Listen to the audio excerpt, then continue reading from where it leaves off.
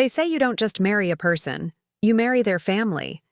If someone had explained that to me with enough gravity 5 years ago, I might have reconsidered my decision. Not about marrying Daniel. I loved him then as I love him now, but I might have insisted on moving to another continent immediately after the wedding. My name is Alexandra Mitchell, formerly Alexandra Collins, and this is the story of how my mother-in-law destroyed what should have been the happiest day of my life, and how I waited 3 years to return the favor. I met Daniel at a charity fundraiser in Boston. I was working for the event planning company that organized it, running around with a clipboard and an earpiece, trying to make sure everything went according to schedule. He was there as a guest, the son of one of the charity's biggest donors. "You look like you could use this," a voice said, just as I was about to have a meltdown over the missing keynote speaker. I turned to find a tall man with kind eyes holding out a glass of champagne. He was handsome in an understated way. Sandy brown hair that fell across his forehead, a smile that revealed a slight dimple in his right cheek, and shoulders that filled out his suit jacket perfectly. "I can't drink on the job," I said automatically, though the champagne looked temptingly golden under the ballroom lights. "Then consider it medicinal," he replied. "You've been running around for the past hour without stopping. Doctor's orders." Despite myself, I smiled. "Are you a doctor?" "No, but I play one in my imagination." He set the glass down on a nearby table. "It's there if you change your mind. I'm Daniel, by the way. Daniel Mitchell." "Alexandra Collins," I replied, shaking his extended hand. His grip was firm, his palm warm against mine. "The missing speaker just arrived," he said casually. "I saw him in the lobby looking a bit lost. I pointed him toward the green room." My relief must have shown on my face because Daniel laughed, a warm, genuine sound that made something flutter in my chest. "Now you definitely deserve that champagne." I didn't take the champagne, but I did take his business card, and 3 days later, I took him up on his offer of coffee. Coffee turned into dinner, dinner into weekend trips to the coast, and 6 months later, I was living in his downtown apartment with a ring on my finger and a wedding to plan. It was during that planning that I first encountered the full force of what would become the bane of my existence. Evelyn Mitchell, Daniel's mother and self-appointed guardian of the Mitchell family legacy. The Mitchells weren't Boston Brahmins, but they had the next best thing: new money and plenty of it. Daniel's grandfather had started a shipping company that his father had expanded into a logistics empire. They weren't in the social register, but they were in the donor lists of every major charity and cultural institution in the city. Evelyn Mitchell had grown up comfortably middle class before marrying into wealth, and she had spent the subsequent 40 years making sure everyone forgot that fact. She was a slim, elegant woman with perfectly colored blonde hair that never showed its gray roots, a collection of designer suits that would make a fashion editor weep, and a smile that could freeze over hell when directed at the right, or wrong, person. I first met her at a dinner at their Beacon Hill home, a 5-story townhouse that looked like it belonged in a magazine spread. Daniel had been nervous, fidgeting with his tie as we waited on the doorstep. "She can be a bit intense," he had warned me. "But she means well." I had nodded, squeezing his hand reassuringly. I was used to difficult clients in my event planning business. Surely I could handle one dinner with his mother. I was so naive. Evelyn had greeted me with air kisses and a critical once-over that took in my simple black dress, not designer, my shoes, last season, and my jewelry, minimal. Her smile never reached her eyes. "Alexandra," she said, as if testing how the name felt in her mouth, and finding it wanting. "Daniel has told us so little about you." It was the first volley in what would become a long war. Throughout dinner, she peppered me with questions that were designed to expose what she clearly saw as my unsuitability for her son. Where had I gone to school? A state university, not an Ivy League institution. Where did my parents live? a small town in Pennsylvania that she had never heard of. What exactly did an event planner do? Her tone suggested it was one step above catering staff. By the time dessert was served, my spine was rigid with tension, and Daniel was shooting apologetic glances my way.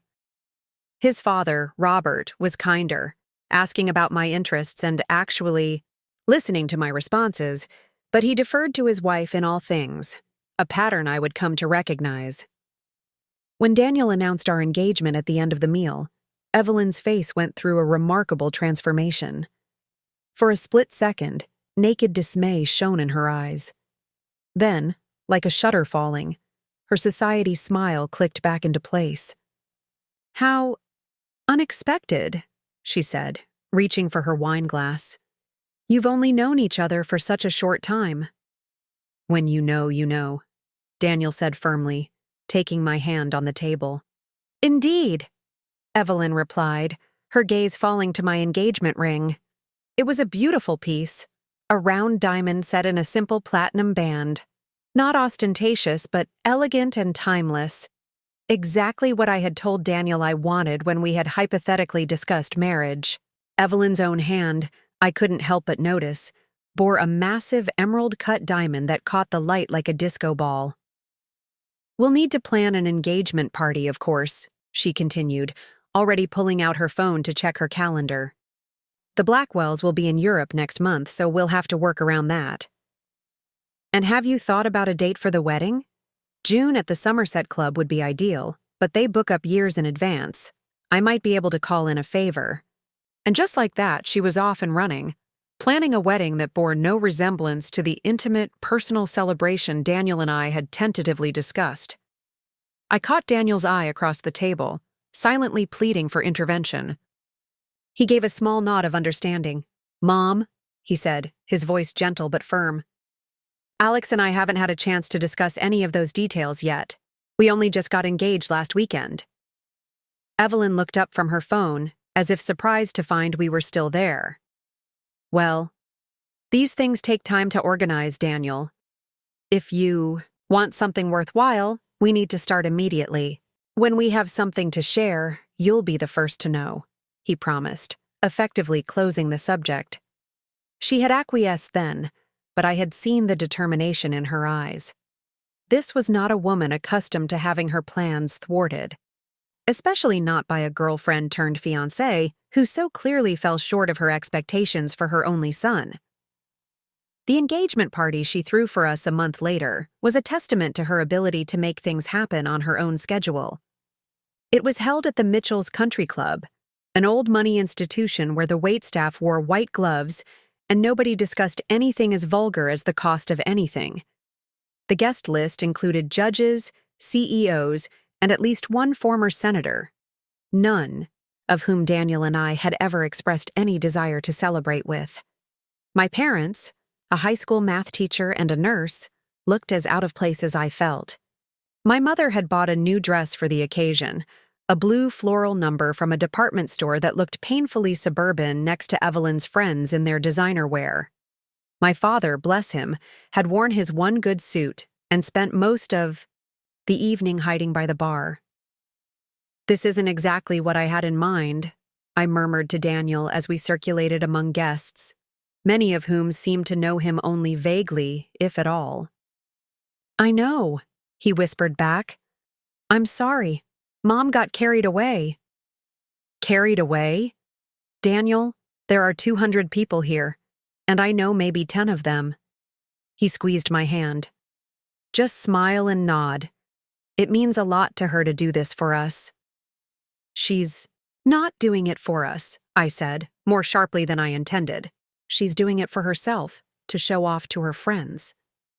Daniel's face fell, and immediately I regretted my words. "I'm sorry," I said quickly. "I'm just overwhelmed.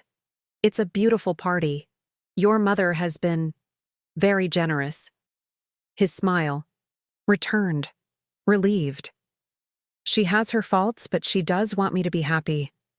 She'll come around to you, Alex. Just give her time." I nodded, not trusting myself to speak. I wanted to believe him. But something in my gut told me that Evelyn Mitchell had no intention of coming around to the idea of me as her daughter-in-law. The engagement party wasn't a welcome. It was a declaration of war. The opening skirmishes began almost immediately as the wedding planning got underway. Evelyn had opinions on everything, from the venue, the Somerset Club is the only acceptable location for a Mitchell wedding, to the guest list, we simply must invite the governor, to the flowers. Peonies are so common, Alexandra. I tried to be accommodating, to pick my battles. I agreed to the Somerset Club, though its stuffy atmosphere made my skin crawl, because Daniel had memories of attending events there with his grandfather. I conceded on including some of the Mitchell's social circle in the guest list, but held firm on inviting my college roommates and colleagues from work. The dress, however, was non-negotiable. This was the one aspect of the wedding that I was determined would be entirely my choice, a reflection of my taste and no one else's. My mother flew in from Pennsylvania for a weekend of dress shopping. We had appointments at 3 boutiques, starting with a small independent shop in the South End that a colleague had recommended. It was there, among the airy displays of tulle and lace, that I found it. A vintage-inspired gown with cap sleeves, a sweetheart neckline, and delicate beadwork across the bodice. It wasn't the most expensive dress in the shop, nor the most elaborate, but when I tried it on, I knew immediately. It was the one. "Oh, Alexandra," my mother gasped, her eyes filling with tears. "You look beautiful." The boutique owner, a woman named Lucia with a discerning eye and a kind smile, nodded approvingly. "It was made for you," she said, adjusting the fall of the skirt. "We'll need to take it in slightly at the waist, but the length is perfect with those heels." I stared at my reflection, hardly recognizing the woman who looked back at me. I had never been one for fairy tales or princess dreams, but in that moment, I understood the magic of finding the right wedding dress. It transformed not just how I looked, but how I felt, confident, beautiful, and unmistakably myself. "This is it," I said, smoothing my hands over the beaded bodice. "This is my dress." We canceled our other appointments and put down a deposit on the spot. The dress would need some alterations, but it would be ready well in advance of our June Sawadide wedding, now just 5 months away. I hadn't invited Evelyn to the dress shopping excursion, a deliberate choice that I knew would ruffle her feathers. But I wanted this one experience to be untainted by her opinions and subtle criticisms.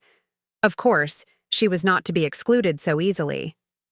"Alexandra, darling," she cooed over the phone the day after my mother returned to Pennsylvania. "I've been thinking about your wedding dress." I suppressed a sigh. "What about it?" "Well, I realized we haven't discussed it at all. I have an appointment at Bergdorf's next week. They're bringing in the new Vera Wang collection, and I thought you might join me. A Mitchell bride should have the very best, after all." "That's very thoughtful," I said carefully. "But I've actually already found my dress." A pause, pregnant with displeasure. "Without me?" "My mother was only in town for the weekend," explained. "It was a spur-of-the-moment thing. We were lucky to find something so perfect." "I see." Her tone could have frozen the Charles River in July. "And where did you make this discovery?" I named the boutique, a shop that I knew would not meet with her approval. It wasn't exclusive enough, not the kind of place where the sales associates recognized you by name and knew your preferred champagne. "How quaint," she said, and I could practically hear her nose wrinkling. "Well, I'm sure it's lovely, though I do think it's a shame you didn't wait. The Vera Wang would have been spectacular." "I'm very happy with my choice," I said firmly. "It's exactly what I wanted." "Of course, dear. I'm sure it's appropriate." The way she said appropriate made it sound like an insult, but I let it go. I had won this battle, or so I thought. The dress was purchased, the alterations were underway, and in a few months, I would walk down the aisle toward Daniel in a gown that made me feel like the best version of myself. I had no idea that Evelyn was simply retreating to regroup, planning a counterattack that would strike at the heart of what I held dear. The weeks leading up to the wedding passed in a blur of vendor meetings, final fittings, and increasingly, tense interactions with my future mother-in-law. Evelyn had opinions on everything, from the table settings to the menu to the music selection, and she was not shy about expressing them. Salmon as a main course? So predictable. Baby's breath? In the centerpieces? How economical. A string quartet for the ceremony? I suppose that's traditional, if a bit uninspired. Each criticism was delivered with a smile that never reached her eyes, often followed by a suggestion that would invariably cost more and align more closely with her vision of a proper Mitchell wedding. Daniel ran interference when he could, gently redirecting his mother's attention or finding compromises that would satisfy both of us. But he was busy with work, a major acquisition that kept him at the office late into the evenings, and I was often left to handle Evelyn on my own. "Just a few more weeks," he would say, kissing me on the forehead when he finally came home, often after I was already in bed. "Then it will be just you and me on a beach in Hawaii." I clung to that thought like a lifeline. 2 weeks in Maui, with no mothers-in-law, no wedding planning, no decisions more complicated than which swimsuit to wear and which tropical drink to order. But first, we had to get through the wedding itself. The week before the ceremony, my dress was finally ready for its final fitting.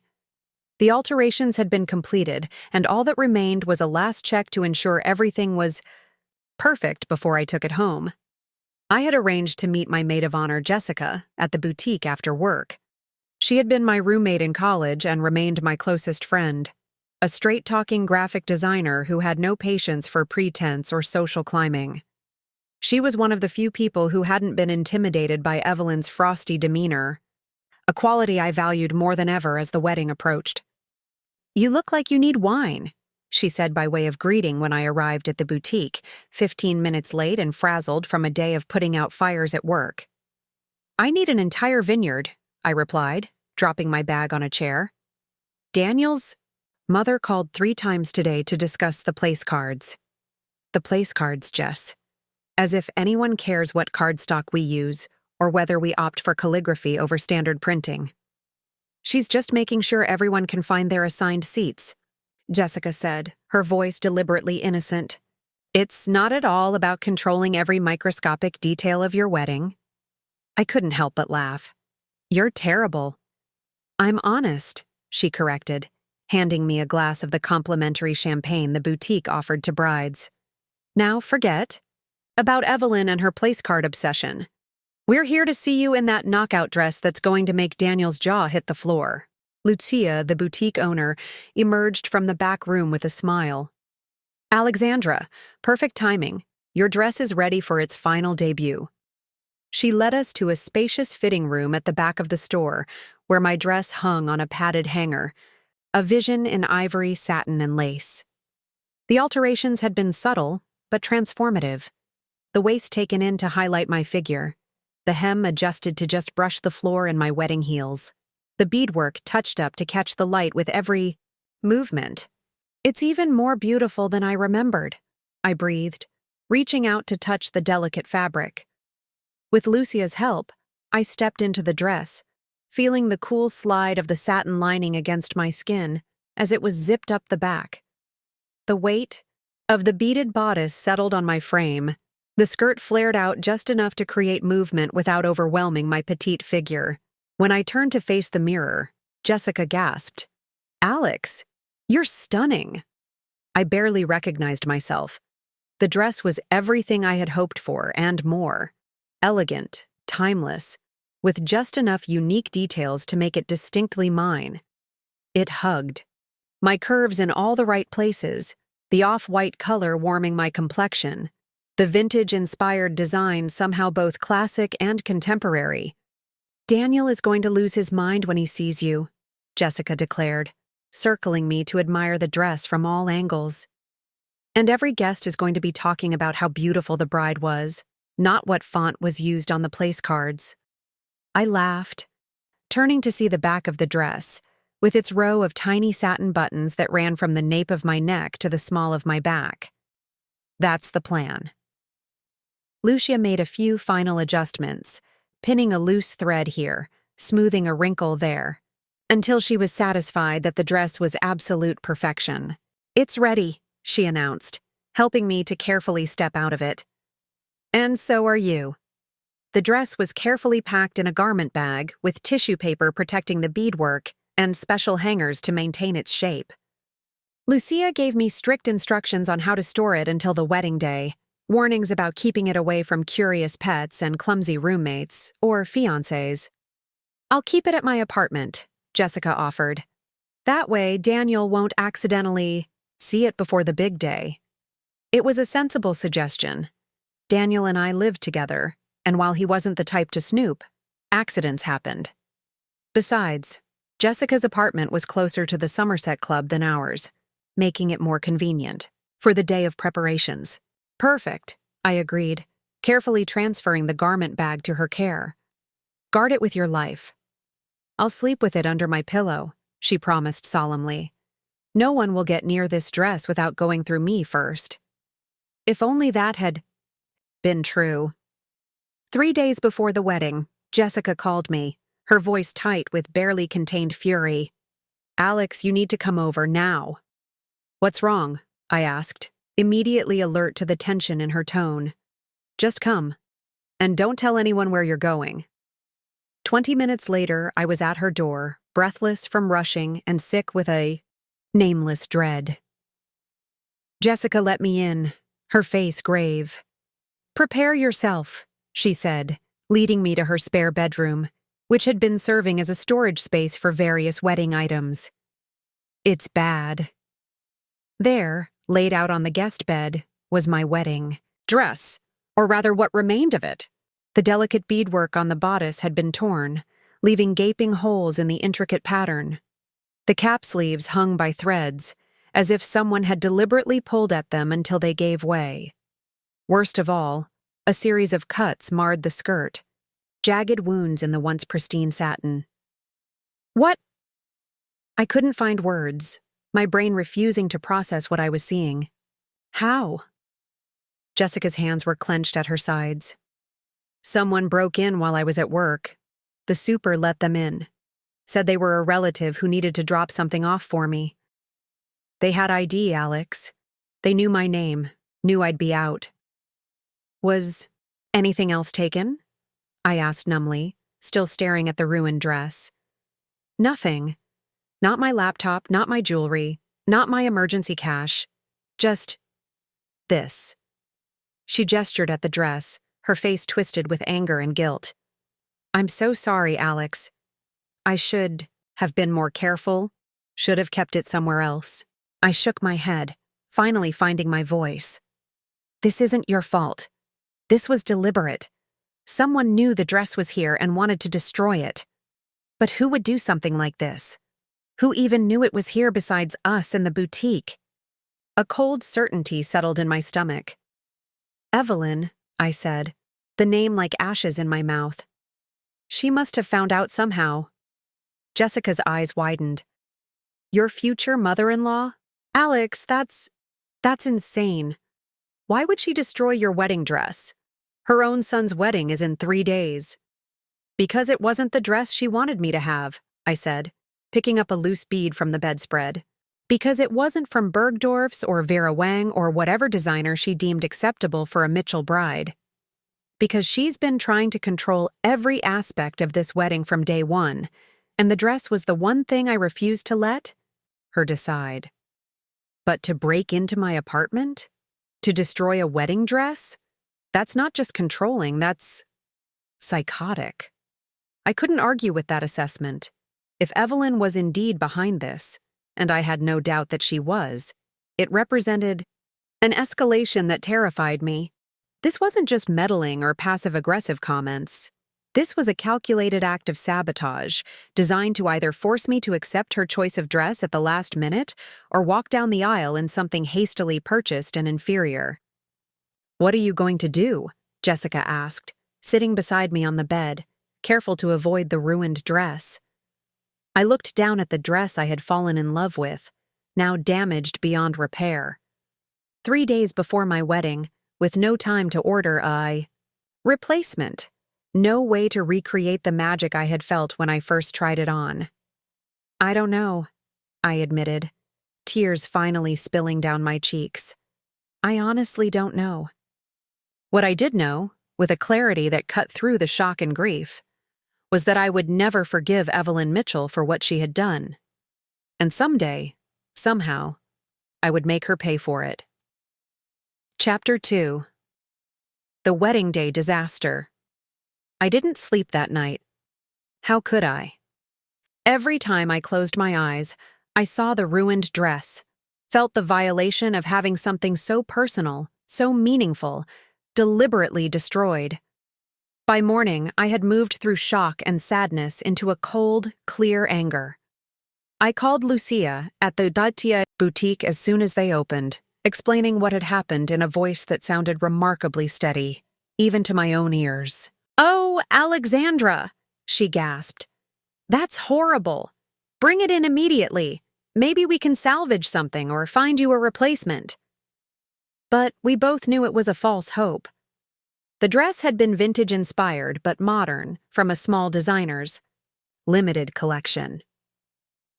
There wasn't another one sitting in inventory somewhere, waiting to be rushed to me, and the damage was too extensive, too deliberate, to be repaired in the time we had left. Still, I took the dress to Lucia, if only to confirm what I already knew. My dress was beyond saving. "Who would do such a thing?" she asked, examining the torn beadwork with professional dismay. This was clearly intentional. "Someone who didn't want me to wear it," I said, not elaborating further. I had no proof that Evelyn was behind this, only my own certainty. And what would I do with proof anyway? Call off the wedding? Create a family rift that would haunt my marriage from day one? Lucia was quiet for a moment, then squared her shoulders with determination. "We have 3 days. It's not enough time to create something custom, but I have some samples that might work with alterations. And I know other boutiques in the city. I can make some calls, call in some favors."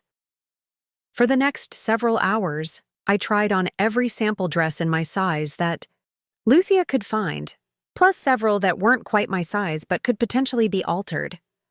A few of the guests murmured sympathetically, clearly on my side in this minor social drama. Evelyn, noting the shift in the room's energy, had no choice but to accept my apology with apparent graciousness. "Think nothing more of it, Alexandra," she said, her tone suggesting the exact opposite. Though perhaps we could keep our wine glasses a bit further from the edge of the table for the remainder of the evening. The rest of the dinner proceeded without incident, though the atmosphere never quite recovered its earlier festive quality. When dessert had been served and coffee poured, Evelyn stood to address her guests. "Robert and I want to thank you all for sharing this special occasion with us," she said, her social mask firmly back in place. 40 years of marriage is indeed a milestone, one that's increasingly rare in today's world. "We've been blessed with a wonderful son." She nodded toward Daniel. "A successful family business, and friends who have stood by us through life's journey." She paused, her gaze sweeping the table before landing briefly on me. "And of course, new additions to our family, bringing fresh perspectives." The way she emphasized fresh perspectives made it clear that this was not a compliment, but only I seemed to notice the undercurrent of discord. The other guests smiled and nodded, raising their glasses in another toast to the long-married couple. As the evening finally drew to a close, and guests began to depart with final congratulations and air kisses, I found myself momentarily alone with Evelyn in the entrance hall. Daniel had gone to retrieve our coats, and Robert Sr. was seeing off the Blackwells. That was quite a performance, Evelyn said quietly, her voice pitched low enough that only I could hear. But we both know it was no accident. I widened my eyes in feigned innocence. I don't know what you mean. I tripped. On the carpet edge. Anyone could have done the same. Please, she scoffed. You've been waiting for an opportunity like this. But understand something, Alexandra. This little stunt changes nothing. You may be a Mitchell by name, but you'll never truly be one of us. I held her gaze, dropping the pretense of contrition now that we were alone. Just like you'll never truly be the sophisticated, old-money matriarch you pretend to be? We all have our little charades, Evelyn. Her eyes widened, shock momentarily replacing anger. She had not expected me to respond in kind, to challenge her directly after 3 years of measured politeness. You know nothing about me, she hissed. I know enough, I replied calmly. I know you destroyed my wedding dress because it wasn't what you wanted. I know you manipulate situations to assert control. And I know you underestimate me, which is a mistake. Before she could respond, Daniel returned with our coats. Ready to go, Alex? I smiled warmly at my husband, then turned back to Evelyn, switching seamlessly back to the role of dutiful daughter-in-law. Thank you for a lovely evening, Evelyn. And again, I'm so sorry about the wine. I hope the dress can be salvaged. She stared at me, clearly trying to reconcile the 2 versions of Alexandra Mitchell she had just encountered. The apologetic, slightly clumsy young woman her son had married, and the steel-spined adversary who had just issued what amounted to a declaration of war. Good night, Alexandra, she said finally, her tone carefully neutral. Daniel, darling, call tomorrow, won't you? As we walked to our car, Daniel glanced at me curiously. What were you and Mom talking about? She looked strange. I linked, my arm through his, leaning into his warmth. Oh, just the dress situation. I apologized again. She assured me it was fine. You know how these things go. He nodded, apparently satisfied with my explanation. She'll get over it. It was just a dress. Just a dress. The irony of his statement, given what his mother had done to my wedding gown, was not lost on me. But I said nothing, simply squeezing his arm as he opened the car door for me. The wine incident was only the beginning, the opening move in what would become a carefully orchestrated campaign. Having finally responded to Evelyn's initial attack, I had no intention of stopping until the scales were fully balanced. Over. The next few months, I created or exploited numerous opportunities to subtly undermine Evelyn's carefully constructed image, always in ways that appeared accidental or coincidental. When she hosted her annual charity committee luncheon, I arrived early to help, then casually mentioned to several attendees that Evelyn had been concerned about the turnout, given that a similar event was being hosted by her social rival the same week. The implication that Evelyn feared her event might be the less successful of the two spread through the committee like wildfire. When the Mitchells held their traditional Christmas dinner, I brought a homemade pie that received lavish praise from the guests, overshadowing Evelyn's elaborate catered desserts. Family recipe? I explained innocently when she asked with barely concealed irritation where I had purchased it. Some things just can't be bought, can they? At a gallery opening where Evelyn was serving on the host committee, I struck up a conversation with a prominent arts patron, casually mentioning that my mother-in-law had recently discovered a passion for supporting emerging artists. She's still learning the nuances, of course, but her enthusiasm is charming. Each incident was minor on its own. A small crack in the facade, a tiny puncture in the balloon of Evelyn's social pretensions. But cumulatively, they began to have an effect. I could see it in the slightly less deferential way her friends treated her, the occasional raised eyebrow when she made pronouncements about taste or social protocol. Through it all, I maintained a flawless public image as the devoted daughter-in-law, always respectful, always quick to praise Evelyn to others. She's been so welcoming, I would gush to mutual acquaintances, like the mother I never had. The contrast between these statements and the subtle undermining only heightened the effectiveness of my campaign.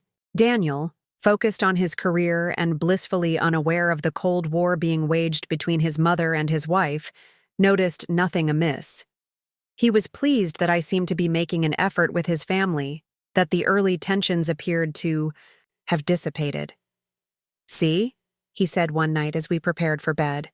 "I told you Mom would come around eventually. You two seem to be getting along so much better these days." I smiled, letting him interpret my expression as agreement. "We've reached an understanding," I said, which was true, if not in the way he imagined. The understanding was this: Evelyn now knew that I was not the malleable, socially insecure young woman she had taken me for. She had awakened a formidable opponent, one who could play the game as well as she could, and who had the advantage of youth, patience, and her son's unwavering love. But the true culmination of my revenge was still to come, an opportunity that presented itself almost exactly 1 year after the wine incident, as the Mitchells prepared to celebrate their 41st anniversary. This time, it was to be an even grander affair, a formal dinner at the Somerset Club, the very venue where Daniel and I had been married. Over 100 guests had been invited, including business associates, political connections, and the cream of Boston society.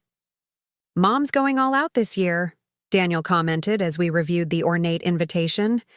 41 isn't usually considered a major anniversary milestone. "Maybe last year's celebration whetted her appetite for something more elaborate," I suggested. "Or perhaps she's trying to divert attention from the Whitmores' 50th, which is the same month." The Whitmores were long-standing social rivals of the Mitchells, their family more established, their wealth older and therefore more respectable in the eyes of Boston's elite. Of them spoke to me the way my original dress had. They were beautiful. Some of them, but they weren't mine. "What about this one?" Lucia suggested, bringing out a sleek, modern gown with a high neck and an open back. "It's very different from what you had, but it's striking."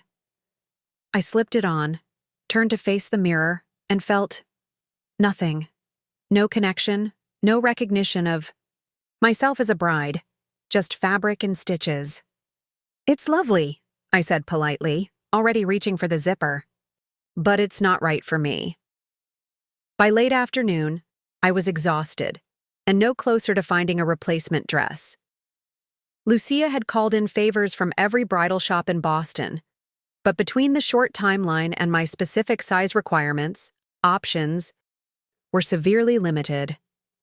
"Maybe we should consider department stores," Jessica suggested, who had joined the search after finishing work. "They have formal wear that could work in a pinch." It was a sensible suggestion, but the thought of walking down the aisle in a hastily purchased evening gown made my throat tight with unshed tears. This wasn't how it was supposed to be. This milestone moment, this once-in-a-lifetime experience, had been tainted by Evelyn's malice. My phone buzzed with a text message. Daniel, checking in. "How's your day? Can't believe we're getting married in 3 days." I stared at the screen, unsure how to respond. Should I tell him what had happened? What his mother had almost certainly done? Or should I spare him that knowledge, that choice between his mother and his fiancé? Before I could decide, another text came through, this one from Evelyn. "Alexandra, dear, I've been thinking about your dress situation. I took the liberty of contacting Vera Wang. They have a sample from their new collection that would be perfect. For you, I've arranged for a fitting tomorrow at 10 a.m. No need to thank me, just doing what any mother would do." The audacity stole my breath. She knew. She knew exactly what had happened because she had orchestrated it, and now she was swooping in with her predetermined solution, expecting me to be grateful for her rescue. "Alex, what is it?" Jessica asked, noticing my expression. Wordlessly, I handed her my phone. She read the text, her face darkening with anger. That, I don't even have words. She's actually gloating about it." Lucia looked between us, confused. "What's happening?" "My future mother-in-law happened," I said, a strange calm settling over me. She arranged for my dress to be destroyed so she could force me into wearing what she wanted all along. That's insane, Lucia said, echoing Jessica's earlier assessment. Are you sure? Read the text, Jessica said, holding out my phone.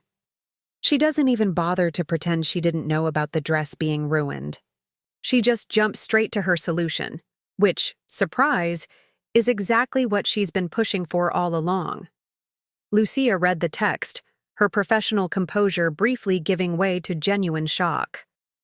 In 15 years in this business, I've seen some difficult mothers-in-law, but this is a new level. What are you going to do? Jessica asked, watching me carefully. Are you going to tell Daniel? I considered my options, turning them over in my mind. I could confront Evelyn, but she would deny everything. I could tell Daniel, but that would force him to choose sides right before our wedding. I could accept the Vera Wang dress, letting Evelyn win this battle but preserving the peace for our wedding day. Or I could find another way. Make an appointment with Vera Wang, I said finally. Jessica's eyes widened. You're giving in? After what she did? I'm not giving in, I replied, a plan forming in my mind. I'm playing the long game. Our wedding is in 3 days. I need a dress, and Evelyn has conveniently provided access to one. So I'll go to the fitting, I'll wear the dress, and I'll smile for the photos. And then, Jessica prompted, knowing me well enough to sense there was more to my decision. And then I wait, I said simply. Revenge is a dish best served cold. Isn't that what they say? Evelyn Mitchell will pay for what she's done, just not today. The Vera Wang fitting the next morning was everything I had expected. Exclusive, expensive, and entirely orchestrated by Evelyn, who arrived at the salon before I did, already chatting, with the manager as if they were old friends. Alexandra, darling, there you are, she greeted me, air-kissing both cheeks. Isn't this exciting? I knew you'd need a backup plan, what with that little boutique dress being so delicate. The way she emphasized delicate, with just a hint of smug satisfaction, confirmed everything I had suspected. This woman, this monster in Chanel, had deliberately destroyed something precious to me, something that represented my taste and my choices, simply because it didn't align with her vision. I smiled thinly. How fortunate that you anticipated the need. If she caught the edge in my voice, she didn't show it.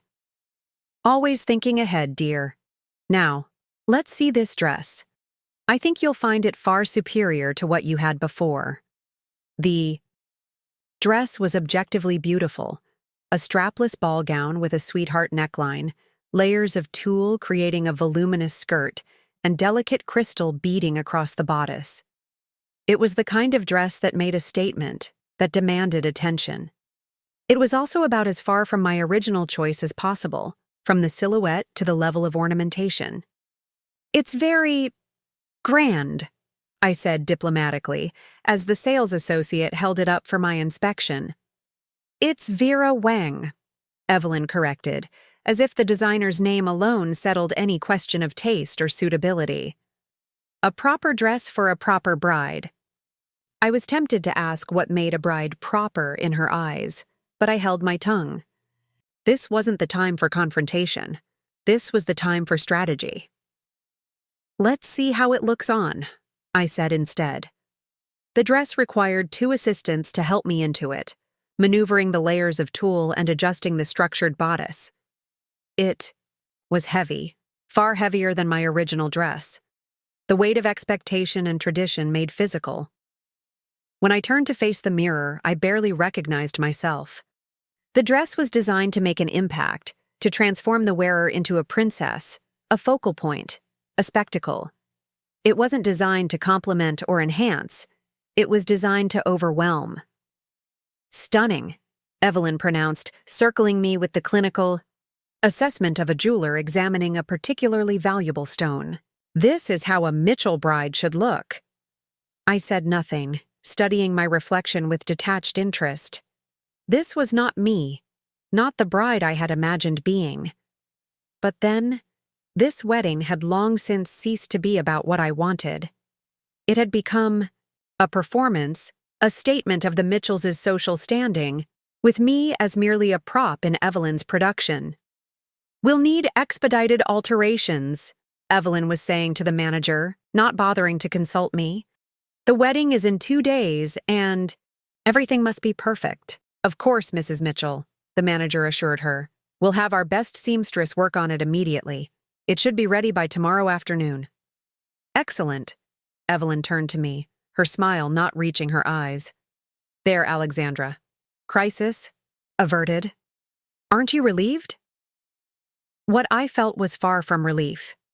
It was a cold, clear determination that had been building since I first saw my ruined dress.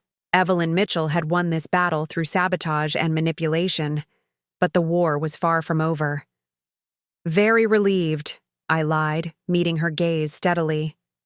"Thank you for your assistance." Something in my tone must have alerted her, because her smile faltered slightly.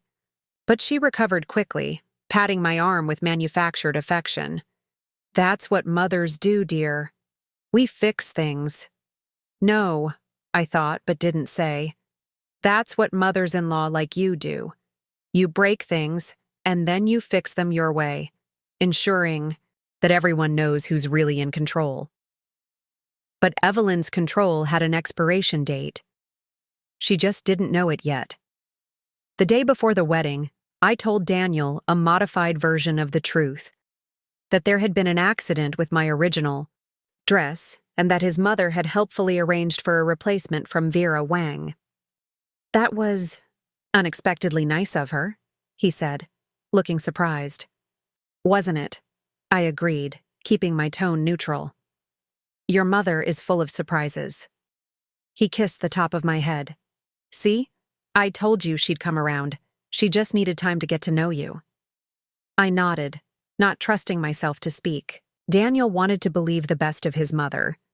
Wanted to believe that her interference came from a place of love rather than control. And maybe, in her own twisted way, she did love him. But that love didn't extend to accepting his choice of bride, only to ensuring that said bride was properly molded to fit the Mitchell family image. For now, I would let him keep his illusions.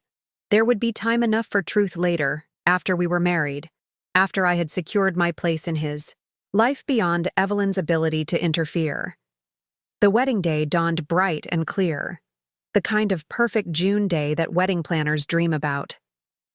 I spent the morning in a suite at the Four Seasons with Jessica and my 2 other bridesmaids, my sister Emma and my college friend Lily. A team of professionals came and went: the hairstylist who swept my dark hair into an elegant updo, the makeup artist who gave me what she called a timeless bridal glow, the photographer who captured these preparations with artistic black and white shots. Through it all, I maintained a calm that surprised even me. I had expected to feel nervous or sad about the dress situation, or angry at Evelyn. Instead, I felt oddly detached, as if I were watching someone else's wedding preparations unfold. "You okay?" Jessica asked quietly as the makeup artist packed up her kit. "You seem elsewhere." I smiled, the expression not quite reaching my eyes. "I'm fine, just mentally preparing." She gave me a searching look but didn't press further. Jessica knew me well enough to recognize when I was processing something internally, when I needed space rather than conversation. The Vera Wang dress arrived shortly after noon, delivered by a courier in a garment bag emblazoned with the designer's logo. The alterations had been completed in record time, the expensive rush fee no doubt happily paid by Evelyn to ensure her vision was realized. "Let's get you into this," Emma said, unzipping the bag with reverent hands. My sister had been awestruck by the designer dress from the moment she'd heard about it, unable to comprehend why I wasn't equally thrilled to be wearing a gown that cost more than her car. It took all 3 of my bridesmaids to help me into the dress, arranging the layers of tulle and securing the countless buttons that ran down the back. The bodice was tight, the weight of the skirt substantial. I felt corseted, constrained, packaged for presentation. "You look—" Emma trailed off, her eyes wide as she stepped back to take in the full effect. "Like a princess," Lily supplied, clasping her hands together in delight. "It's straight out of a fairy tale." Jessica said nothing, her gaze meeting mine in the mirror. She alone knew what this dress represented. Not a fairy tale, but a power play. Not a choice, but a capitulation. "The car will be here in 20 minutes, she said finally, checking her watch. "I'll go make sure everything's ready downstairs." After she left, I stood alone before the mirror, studying my reflection. The woman who looked back at me was undeniably beautiful, polished and perfected like an expensive doll. But it wasn't me. Not the real me. The woman Daniel had fallen in love with. For a moment, doubt crept in. Was I making a mistake? Marrying into a family where I would forever be molded and manipulated to fit someone else's ideal? Was Daniel worth the lifetime of battles with Evelyn that surely lay ahead? Then I remembered the way he looked at me, when he thought I wasn't paying attention. The gentle way he traced the curve of my cheek in the quiet moments before sleep. The absolute certainty in his voice when he'd asked me to be his wife. Yes, Daniel was worth it. And if that meant enduring Evelyn and her machinations, then so be it. But enduring didn't mean surrendering. It didn't mean becoming the compliant daughter-in-law she clearly wanted. I would wear her dress today, smile, for the photos, play the role she had scripted for me. But this performance had a limited run. A knock at the door interrupted my thoughts. "Alex, it's your father.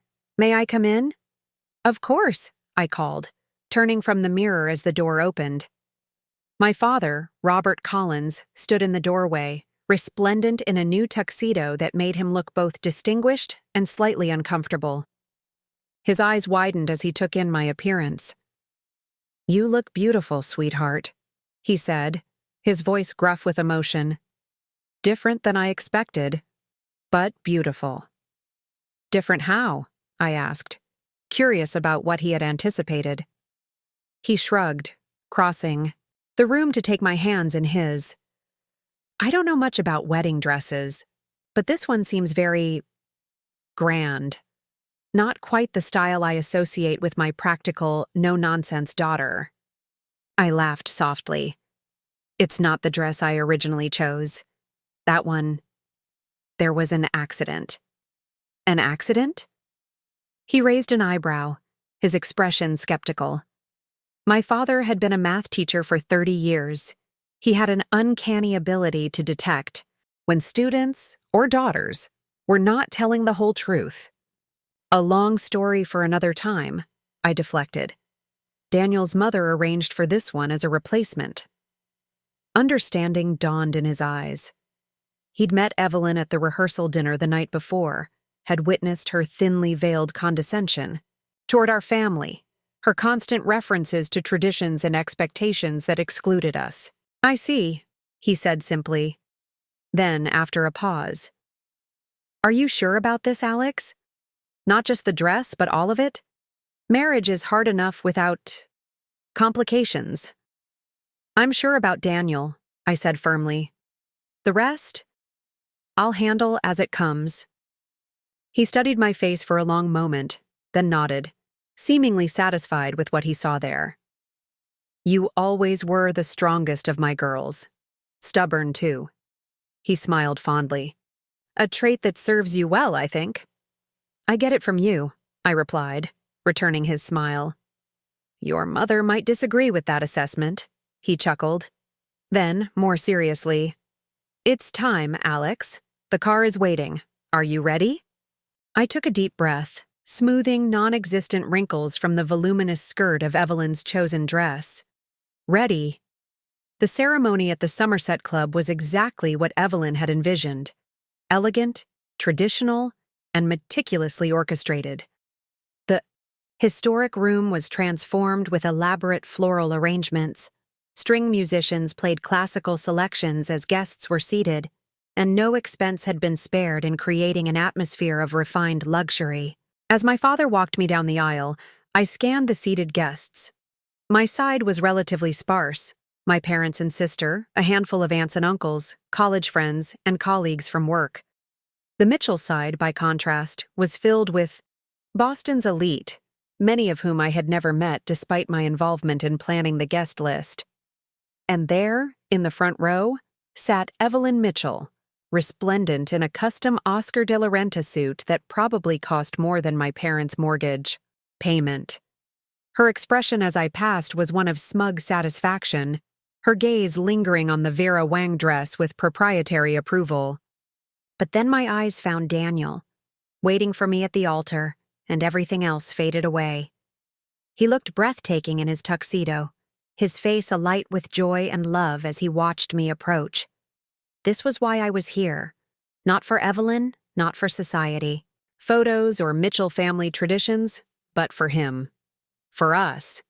When my father placed my hand in Daniel's, whispering a gruff, "Take care of her," before stepping away, I felt a surge of clarity and purpose. I would build a life with this man, a partnership based on love and respect. And no one, not even his mother, would be allowed to undermine that. The ceremony itself passed in a blur. We exchanged traditional vows, slipped rings onto each other's fingers, and were pronounced husband and wife before the assembled guests.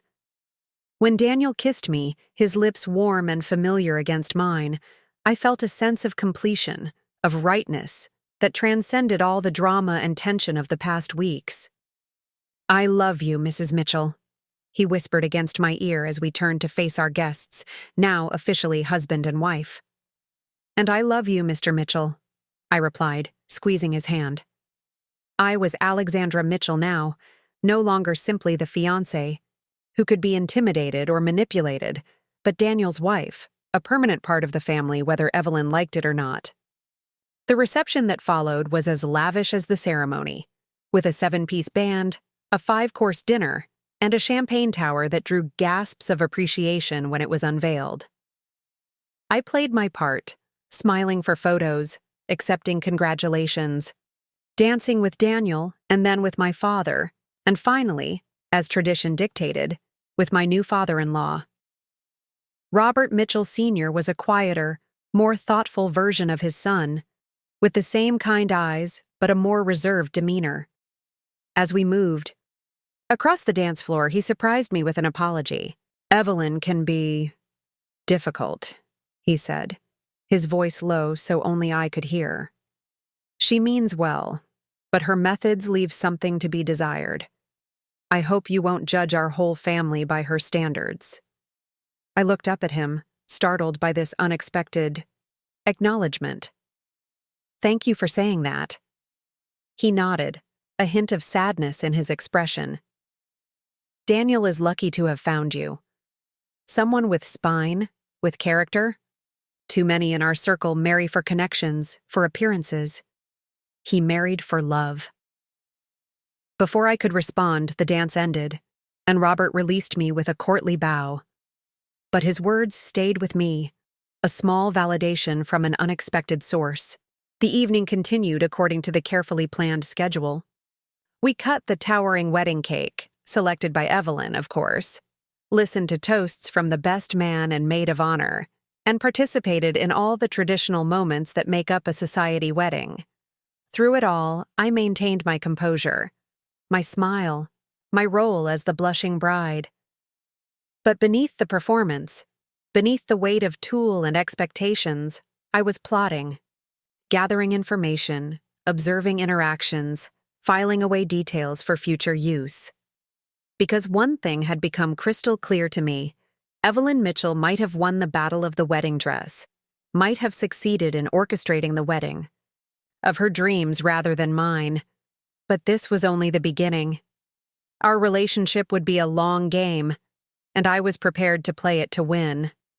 When Daniel and I finally departed for our honeymoon suite at the Four Seasons, showered with rose petals and good wishes, I felt a weight lift from my shoulders. For the next 2 weeks in Maui, there would be no Evelyn, no Mitchell family traditions, no societal expectations. Just Daniel and me, beginning our life together away from the fishbowl of Boston society. As he carried me across the threshold of the suite, laughing at the romantic cliché of it all, I made myself a promise. I would be happy with Daniel, would build a strong marriage based on love and mutual respect. But I would never forget what Evelyn had done, the violation and manipulation she had deemed acceptable in pursuit of her own agenda. And someday, when the opportunity presented itself, I would repay her in kind. Chapter 3. The Waiting Game. Marriage to Daniel was everything I had hoped for and more. He was kind, attentive, passionate, and supportive. All the qualities that had made me fall in love with him in the first place, now deepened by the commitment we had made to each other. Our honeymoon in Maui was 2 weeks of pure bliss, a bubble, of happiness untouched by family drama or societal expectations. We snorkeled in crystal-clear waters, hiked to hidden waterfalls, watched the sunset from our private balcony, and made love on a secluded beach under the stars. It was perfect, a memory I would cherish forever. But all honeymoons must end, and eventually we returned to Boston, to reality, and to Evelyn. "I've been thinking," Daniel said on our flight home, his hand warm around mine. "Maybe we should look for a house in the suburbs, somewhere with a yard, space for a family eventually." The suburbs he had in mind, I knew, were the exclusive enclaves where his parents and their friends lived. Wellesley, Weston, places where homes started at 7 figures, and the neighbors were judges, surgeons, and corporate executives. "Maybe," I said noncommittally. "But I like our apartment in the city. It's close to both our jobs and we've made it ours." He nodded, not pushing the issue. "Just something to think about. No rush." But I sensed Evelyn's influence in the suggestion. A Mitchell son should not raise his family in a downtown apartment, no matter how spacious or well-appointed. He should have a proper home in a proper neighborhood, continuing the traditions of his upbringing. It was the first of many subtle pressures that characterized our early married life. Invitations to events where Evelyn could showcase her darling new daughter-in-law to her social circle. Suggestions about my wardrobe, my hairstyle, even my job. "Event planning is such a demanding field," she remarked over Sunday brunch, a monthly torture session that Daniel insisted was important for family bonding. "Surely now that you're married, you'll want something with more flexibility for when children come along." "I love my job," I replied evenly. "And any decisions about children and work-life balance will be made by Daniel and me when the time comes." She smiled, that tight, insincere expression that never reached her eyes. "Of course, dear. I'm only thinking of your future happiness." Daniel, seated beside me, squeezed my hand under the table in silent support. He recognized his mother's manipulations, even if he was sometimes reluctant to confront them directly. "Speaking of Alexandra's job," he said, deftly changing the subject. "She's just been promoted to senior event coordinator, the youngest in the company's history." Evelyn's smile slipped slightly. "How impressive." It was a small victory, but a satisfying one. Each time Evelyn attempted to mold me into her idea of a proper Mitchell wife, I quietly but firmly held my ground. I continued my career, maintained friendships outside her social circle, and made decisions with Daniel as equal partners, not as subjects of Mitchell family decree. But I never forgot what she had done to my wedding dress, the violation, the manipulation, the sheer entitled audacity of it. The memory remained fresh, a wound that didn't heal, even as months passed and our marriage settled into comfortable rhythms. I didn't speak of it to Daniel. What would be the point? To force him to choose sides between his wife and his mother would only create tension where there need be none. Instead, I watched and waited, biding my time. the opportunity for revenge didn't present itself immediately. In fact, nearly 3 years passed. 3 years of professional advancement for both Daniel and me, of settling into our marriage, of navigating the complex dynamics of the Mitchell family.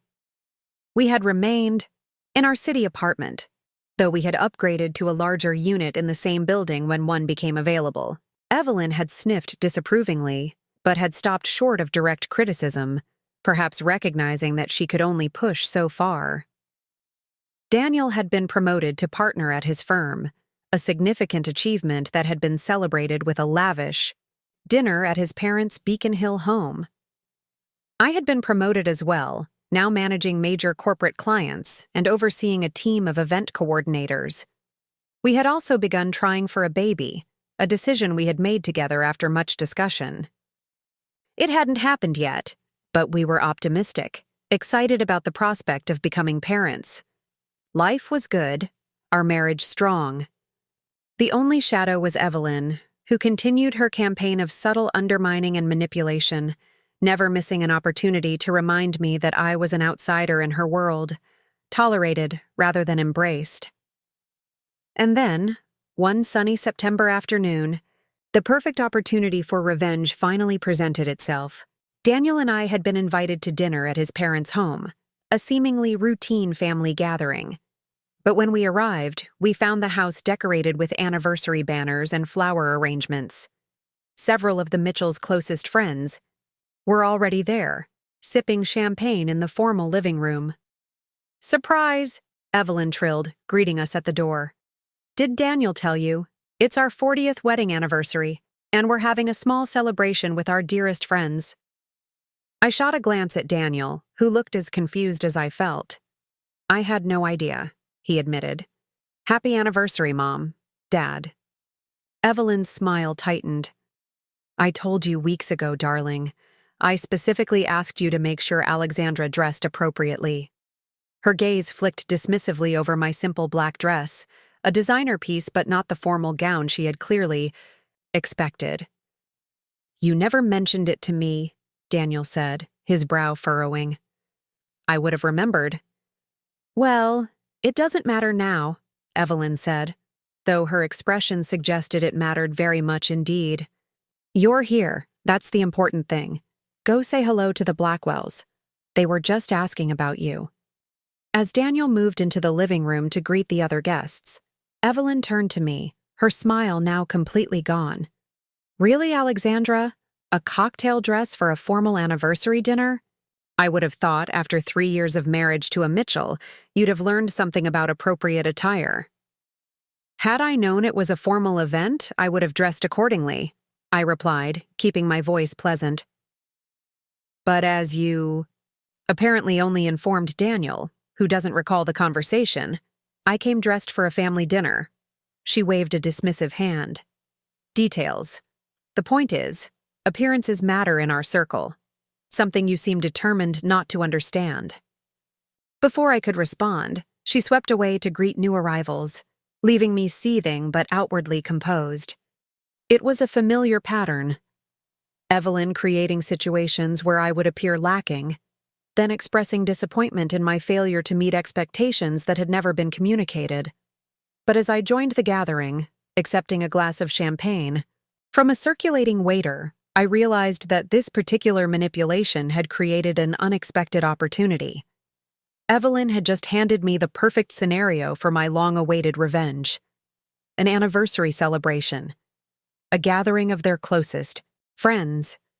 A milestone event that mattered deeply to image-conscious Evelyn. And me, the daughter-in-law she had never wanted, now positioned to make a memorable impact on the proceedings. I sipped my champagne slowly, my mind racing with possibilities. It would need to be something significant, something that would hit Evelyn where it hurt most: her carefully cultivated image, her social standing, her control over how others perceived her. And it would need to appear accidental, unintentional, a regrettable incident rather than deliberate sabotage. I had spent 3 years playing the role of dutiful, if independent, daughter-in-law, I couldn't risk Daniel discovering that I had deliberately set out to humiliate his mother. The evening progressed with all the hallmarks of Evelyn's hosting style: impeccable service, elaborate food, carefully orchestrated conversation. Dinner was served in the formal dining room, the table set with antique silver and crystal, fresh flowers arranged in a low centerpiece that allowed for conversation across the table. I was seated between Daniel and his father, with Evelyn at the opposite end of the table, presiding over her domain with practiced charm. As the main course was served, some kind of elaborate fish preparation that probably cost more than a week's groceries, Robert Sr. stood to offer a toast to his wife of 40 years. "To Evelyn," he said, raising his wine glass. "My partner, my love, the remarkable woman who has made these 40 years a journey worth taking. Your grace, your strength, your unwavering standards have shaped not just our marriage, but our family and our legacy." Everyone raised their glasses, murmuring approval. I did the same, meeting Evelyn's gaze across the table. She smiled, basking in the accolades and admiration, secure in her position as the matriarch of the Mitchell dynasty. "And now," Robert continued, "I have a small token of my appreciation for these 40 years. He reached into his jacket pocket and withdrew a small velvet box, the distinctive robin's egg blue of Tiffany & Co. A ripple of anticipation ran through the assembled guests as he opened it to reveal a stunning diamond bracelet, the stones catching the light from the chandelier above. "Evelyn," he said, his voice softening, "you are the heart of this family, the center of our world. Thank you for 40 extraordinary years." He walked around the table to place the bracelet on her wrist, fastening the clasp as their guests applauded. Evelyn's face was a study in controlled emotion, pleased but not excessively so, touched but maintaining the dignity expected of a woman of her standing. "Thank you, darling," she said, touching his cheek in a rare public display of affection. "It's beautiful." As Robert returned to his seat, Daniel leaned over to whisper in my ear, "Should we give them our gift now?" I nodded. We had purchased a weekend getaway package at a luxury spa resort in the Berkshires, a thoughtful if somewhat impersonal gift that acknowledged the occasion without requiring deep insight into Evelyn's preferences. Daniel rose, glass in hand. "Mom, Dad, Alex, and I would also like to offer our congratulations on this milestone. 40 years is an incredible achievement, and one we hope to emulate in our own marriage." He gestured to me, and I reached into my purse for the envelope containing the gift certificate. But as I did so, a plan crystallized in my mind. Perfect in its simplicity and devastating in its potential impact. I withdrew the envelope, but also palmed my phone, setting it to record video surreptitiously. Then, as I stood to join Daniel in presenting the gift, I deliberately caught my heel on the edge of the carpet. What happened next appeared to be a perfect accident. I stumbled forward, my hand flying out to catch myself, knocking over first my wine glass, then Daniel's, creating a spreading pool of red wine that flowed inexorably toward Evelyn. She leapt to her feet, but not quickly enough. The wine reached her, splashing onto her cream-colored designer dress, a St. John knit that I knew was both expensive and impossible to clean effectively once stained. "Oh," I gasped, playing my part perfectly. "Evelyn, I'm so sorry." The table erupted in a flurry of activity. Napkins were offered, a waiter rushed forward with club soda, and Robert Sr. hovered uncertainly, unsure how to help his now wine-stained wife. But Evelyn's focus was entirely on me, her eyes narrowed in fury. "How could you be so clumsy?" she hissed, dabbing ineffectually at the spreading stain. "It was an accident," Daniel said, coming to my defense. "The carpet edge is uneven." "An accident," Evelyn repeated, her tone making it clear she believed nothing of the sort. "Well, accidents seem to happen quite frequently around Alexandra, don't they?" The barb was sharp, but delivered with enough ambiguity that the other guests wouldn't understand its significance. I, however, heard the reference to my ruined wedding dress loud and clear. "I'm truly sorry," I said, widening my eyes in apparent distress. "Your beautiful dress, and on your anniversary, of all nights." For a moment, standing there with wine dripping from her ruined designer dress, the new Tiffany bracelet gleaming incongruously on her wrist, Evelyn Mitchell looked as if she might actually lose her composure in front of her friends. Her face flushed, her lips thinned to a nearly invisible line, and her hands trembled slightly as she continued to dab at the stain. But years of social training prevailed. She took a deep breath, forced a tight smile, and waved away the hovering waiter. With his club soda. "No matter," she said, her voice strained but controlled. "These things happen. I'll just go change. Please, everyone, continue enjoying your meal." She left the dining room with as much dignity as she could muster, but I had seen the barely contained rage in her eyes. It was the same rage I had felt 3 years ago, staring at my destroyed wedding dress. As conversation awkwardly resumed around the table, Daniel squeezed my hand under the tablecloth. "Don't worry," he whispered. "It really was an accident. Mom will get over it." I nodded, affecting a distressed expression. "I feel terrible. Should I go apologize again when she comes back?" "Let's see what mood she's in," he advised. "Sometimes it's better to let her cool down first." I agreed, turning my attention back to my plate, though I had little appetite now. My mind was racing, calculating the impact of what I had done. The ruined dress was obvious, a designer piece, destroyed beyond salvation, in front of the very society friends whose opinion Evelyn valued above all else. But there was more. My phone had captured the entire incident, including Evelyn's venomous reaction. Not enough to prove malice on her part to someone who didn't know the history, perhaps, but enough to show her true colors, the face behind the carefully maintained society mask. And that was only the beginning. When Evelyn returned to the table, she had changed into a different dress, still elegant, but clearly not what she had planned to wear for this milestone celebration. Her smile was fixed, her manner artificially bright as she insisted that everyone continue the festivities as if nothing had happened. "Alexandra was just telling us how devastated she is about the accident," one of the guests said, a well-meaning attempt to smooth over the awkwardness. "Such a shame, on your special night." Evelyn's gaze flicked to me, cold as ice despite her smile. "Yes. Well, as I said, these things happen.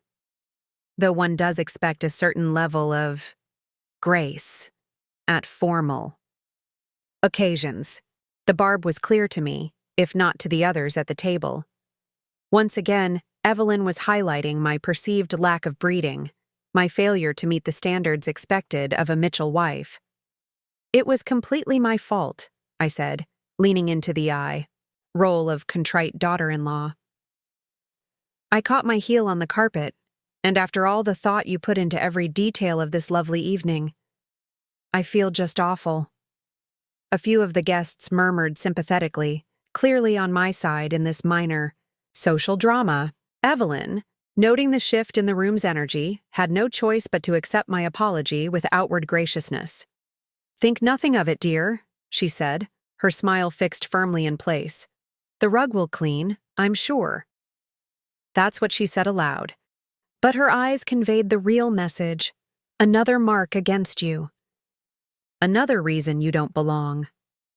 Robert, my husband of 11 months, leaned over to squeeze my hand under the table.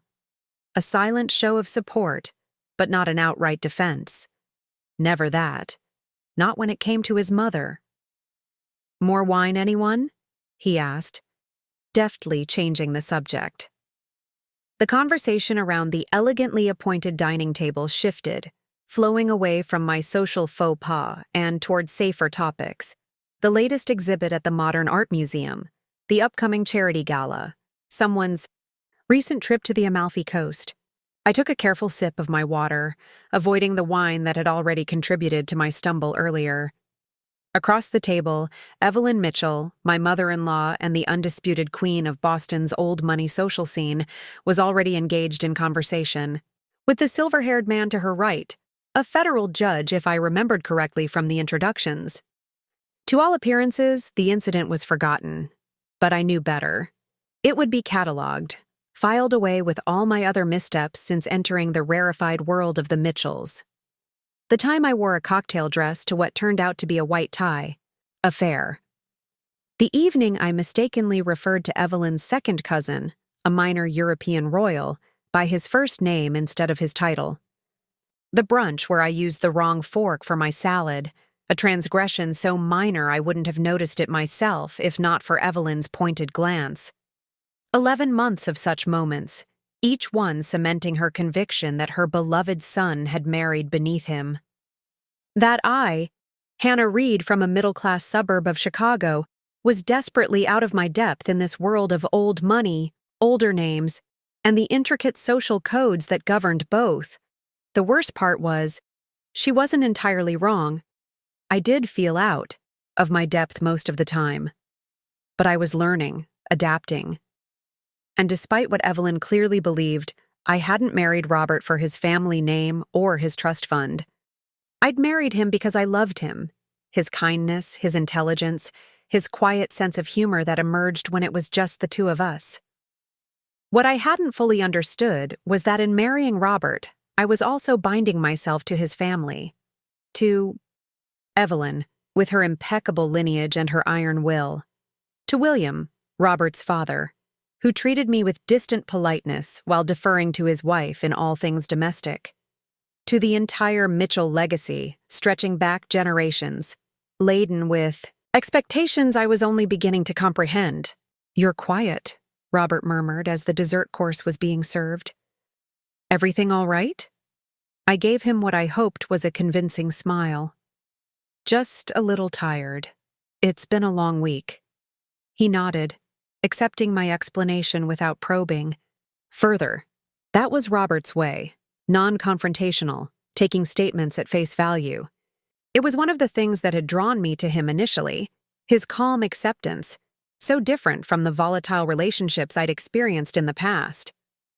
But lately, I'd found myself wishing he would dig deeper, ask the questions that might lead to difficult but necessary conversations. Like why I'd really been quiet all evening. Like whether I was truly happy in this new life we were building. Like if he noticed how his mother treated me, and if so, why he never stepped in. But the middle of one of Evelyn's meticulously orchestrated dinner parties was not the time for such a conversation. Instead, I turned my attention to the delicate confection that had been placed before me. Some sort of pear tart with a French name I couldn't pronounce. I took a small bite, appropriately appreciative of the Mitchell family chef's efforts. "Hannah!" called Evelyn from the head of the table, drawing all eyes to me once again. "Caroline was just asking about your background in art. Do tell her about that little gallery you worked for before you met Robert." My back stiffened at her wording. Wilton Gallery was hardly little. It was one of Chicago's most respected contemporary art spaces, and my position as assistant curator had been a significant achievement at 26. "I was at Wilton Contemporary," I said, careful to keep my tone light. "We focused primarily on emerging American artists, with an emphasis on diverse voices and experimental techniques." Caroline, a thin woman in her 50s with an impressively structured silver bob, leaned forward with what seemed like genuine interest. "How fascinating. What drew you to contemporary art specifically?" Before I could answer, Evelyn interjected with a small laugh. "Hannah has always had such modern tastes, so different from the classical traditions the Mitchells have traditionally supported." Another subtle dig, positioning me as the outsider with questionable aesthetic judgment. "I believe there's room for both," I replied evenly. "The classical and the contemporary. Each has its own value and speaks to different aspects of the human experience." Several guests nodded approvingly, Even William, usually so disengaged from these discussions, gave me what might have been an appreciative glance. Carolyn seemed about to ask another question when Evelyn rose from her seat. "Shall we move to the parlor for coffee?" she suggested, effectively ending the conversation. The men might enjoy their brandy in the study. And just like that, the evening proceeded according to Evelyn's carefully choreographed plan. The women adjourned to the formal parlor with its delicate antique furniture and oil paintings of Mitchell ancestors. The men retreated to William's wood-paneled study. Later, they would rejoin us for a final hour of unified conversation before. The evening concluded at precisely 10:30. Not so early as to seem unwelcoming, not so late as to be inconsiderate. Every detail managed with impeccable taste and rigid adherence to tradition. Every interaction controlled, every potential disruption smoothly redirected. This was Evelyn's domain, and in it, she reigned supreme. As I perched on a silk-upholstered settee, balancing a bone china cup of coffee on my knee, I found myself wondering, not for the first time, what I had gotten myself into, and how long I could continue to navigate these treacherous social waters before I drowned completely. The evening concluded exactly as I'd anticipated. Guests departed with effusive thanks for Evelyn's hospitality, nods of acknowledgement to William, and warm handshakes or air kisses for Robert and me. As the front door closed behind the last couple, I couldn't help but exhale in relief. "Well," said Evelyn, already moving toward the stairs. "That was lovely, despite a few hiccups. Hannah, do see that the staff has proper instructions for cleaning that Bordeaux stain, won't you? Madame Lefebvre has specific requirements for the antique Persian." "Of course," I murmured, though I had no idea what specific cleaning instructions might be required. The household staff answered to Evelyn, not to me. Another reminder of my ambiguous position in the Mitchell hierarchy. "Good night, then," she continued, not waiting for my response. "William, are you coming up?" William, who had been studying a painting in the foyer with unusual intensity, looked up. "In a moment, my dear." Evelyn ascended the grand staircase. With characteristic poise, her hand gliding along the polished mahogany banister. William watched her go, then turned to Robert and me with an expression I couldn't quite decipher. "Good night, son," he said, clapping Robert on the shoulder. Then, surprisingly, he turned to me. "Hannah, you handled yourself well this evening. That comment about classical and contemporary traditions, quite astute." I blinked, startled by this unexpected approval. "Thank you, William." He nodded, then followed his wife upstairs without another word. Robert beamed at me. "See? Dad likes you." "That's probably the most he's said to me in a month," I pointed out, unable to keep a hint of dryness from my tone. "He's just quiet by nature. Reserved. It doesn't mean anything." There it was again, Robert's tendency to smooth over potential conflicts, to assume the best interpretation of his parents' behavior. I couldn't decide if it was enviable optimism or willful blindness.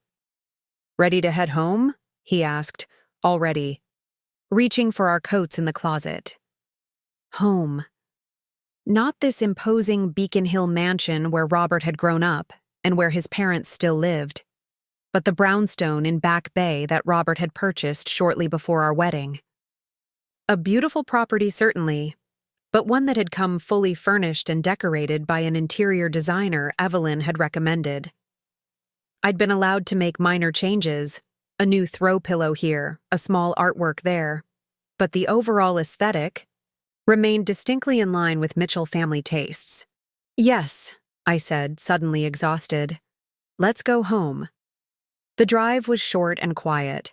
Robert seemed content, probably considering the dinner party a success. I didn't have the energy to offer a different perspective, to point out how his mother had subtly undermined me at every turn. Instead, I watched the historic buildings of Boston roll past the car window, their solid brick facades revealing nothing of the complex lives contained within. Once home, we moved through our evening routine with practiced efficiency. Robert checked his emails one last time while I removed my makeup and changed into silk pajamas, another item that had appeared in my wardrobe after Evelyn mentioned, casually, that no Mitchell wife has ever worn cotton to bed. As we settled beneath the Egyptian cotton sheets, 1,000 thread count, of course, Robert turned to me with a smile. It really was a good evening, wasn't it? I think my mother's warming up to you. I stared at him, momentarily speechless. Had we experienced the same dinner party? The same pointed comments? The same controlled social undermining? Robert, I said carefully, your mother referred to my former workplace, a nationally respected gallery, as that little gallery. She interrupted me mid-conversation to redirect attention away from my expertise. She publicly highlighted my spilling wine as a lack of grace. He frowned slightly. You're being too sensitive. That's just Mother's way. She's particular about things, yes, but she doesn't mean anything by it. Doesn't she? The question came out sharper than I'd intended. Robert sighed, running a hand through his dark hair, the one gesture that ever betrayed his frustration. Hannah, please. It's late, and I have an early meeting tomorrow. Can we not do this now? I wanted to press the issue, to make him see what was happening right in front of him.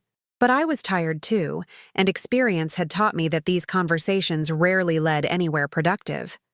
Robert couldn't, or wouldn't, see his mother's behavior for what it was. Fine, I said, turning away from him. Good night. He leaned over to kiss my shoulder, a conciliatory gesture. Good night. Love you. Love you too, I replied automatically, the words feeling both true and inadequate. As Robert's breathing deepened into sleep beside me, I remained awake, staring at the shadows on our bedroom ceiling. The question that had been forming in my mind for weeks, perhaps months, crystallized with new clarity. How long could I continue? Like this? Loving Robert but feeling increasingly strangled by the world he'd brought me into? Fighting small daily battles with Evelyn while Robert remained oblivious? Trying to carve out space for myself in a life where every inch seemed predetermined by Mitchell family tradition? I had no answers, only the growing certainty that something would have to change. I just wasn't sure what, or at what cost. Morning brought no clarity, only the need to navigate another day in my complicated new reality. Robert left early for his meeting, kissing me goodbye with his usual affection. No mention of our brief disagreement the night before. No acknowledgement of the tensions simmering beneath the surface of our marriage. I lingered over coffee at the breakfast nook, gazing out at the small garden behind our brownstone. The space was meticulously maintained by a landscaper who visited twice weekly, another arrangement made by Evelyn before we'd even moved in. Like everything else in this life, the garden's appearance was carefully controlled, its wild nature tamed into submission. My phone buzzed with a text from Lena, my oldest friend from Chicago who had recently moved to Boston for a job opportunity. A lifeline to my former self. Brunch this morning? I need details about last night's dinner party from hell. I smiled, already feeling lighter at the prospect of Lena's company. She was the only person in Boston who truly knew me, who remembered Hannah Reed before she became Hannah Mitchell, before she started wearing pearl earrings and learning which fork to use for fish. Yes, please. 11 at Café Lucia? Her response came immediately. Perfect. Wear something Evelyn would hate. I laughed out loud at that, the sound echoing in the empty kitchen. Then I went upstairs to get dressed, deliberately selecting items from the diminishing portion of my wardrobe that predated my marriage: worn jeans, a slightly faded but beloved sweater, ankle boots with scuffed toes. Clothes that felt like me. Café Lucia was a small, bustling establishment in Cambridge, far from the rarefied atmosphere of Beacon Hill. It was unlikely I'd encounter any of the Mitchells' social circle here, which was precisely why Lena had suggested it for our regular meetups. She was already seated at a corner table when I arrived, her dark curls piled on top of her head in a messy bun. her smile wide and genuine as she spotted me. "There she is!" she called as I approached. "The brave explorer returned from the land of the Boston Brahmins. Did you survive?" I slid into the chair across from her with a dramatic sigh. "Barely. I spilled red wine on an antique Persian rug that probably cost more than my parents' house." Lena winced. "Ouch. I'm guessing Cruella didn't take that well?" Cruella was Lena's nickname for Evelyn, a reference I'd half-heartedly protested at first, but had since come to accept as fitting. Let's just say she made her displeasure known in that special way of hers. Death by 1,000 paper cuts of politeness. The waitress arrived with coffee, giving me a momentary reprieve from recounting the previous evening's trials. After we ordered avocado toast for Lena, eggs Benedict for me, she leaned forward, eyes serious despite her light tone. "Okay, but really, how are you doing with all of this? It's been what, almost a year now?" 11 months, I confirmed. "And honestly, Lena, I don't know. Some days I think I'm getting the hang of it, finding my footing. Other days..." I trailed off, stirring my coffee absently. "Other days you wonder what the hell you've gotten yourself into." I looked up, meeting her concerned gaze. "Is it that obvious?" "Only to someone who's known you since we were smuggling candy into sophomore English class," she replied with a small smile. "Han, you know I like Robert. He's a good guy, smart, kind, stupidly handsome." "But?" I prompted, hearing the unspoken qualification. "But you've changed since you married him, and not just the surface stuff, like your clothes or how you wear. Your hair, you're, I don't know, more cautious, less spontaneous, like you're constantly checking yourself against some invisible rule book." Her observation hit uncomfortably close to the truth. I had changed, had begun to filter my words and actions through the lens of what was expected of a Mitchell wife. The realization made me defensive. "Marriage changes people, Lena. Compromise is part of the deal." "Sure, but compromise goes both ways. What has Robert given up for you?" The question hung between us, unanswered, as our food arrived. I took a bite of my eggs, buying time, searching for examples that would prove Lena wrong. But the evidence was thin. Robert still worked the same demanding schedule at his family's investment firm, still spent Wednesdays playing squash with his childhood friends, still attended every Mitchell family function without complaint. The changes had been almost entirely on my side. I'd left my job at the gallery, ostensibly to find a similar position in Boston, though that search had somehow never gained momentum. I'd adapted to Robert's social circle, his family obligations, his routines. "He loves me," I said finally, knowing how inadequate it sounded. "He supports me." Lena's expression softened. "I know he does, Han. I'm not questioning that. I'm just worried that you're losing yourself in his world." "I'm still me," I insisted. But even to my own ears, the words lacked conviction. Lena reached across the table to squeeze my hand. "Of course you are. Just remember who that is, okay? The Hannah I know doesn't let anyone make her feel small, not even impeccably dressed society matrons with more money than empathy." I managed a smile at that. "I'll try. It's just complicated." "Life usually is," she agreed, "but that doesn't mean you have to accept status quo if it's making you unhappy."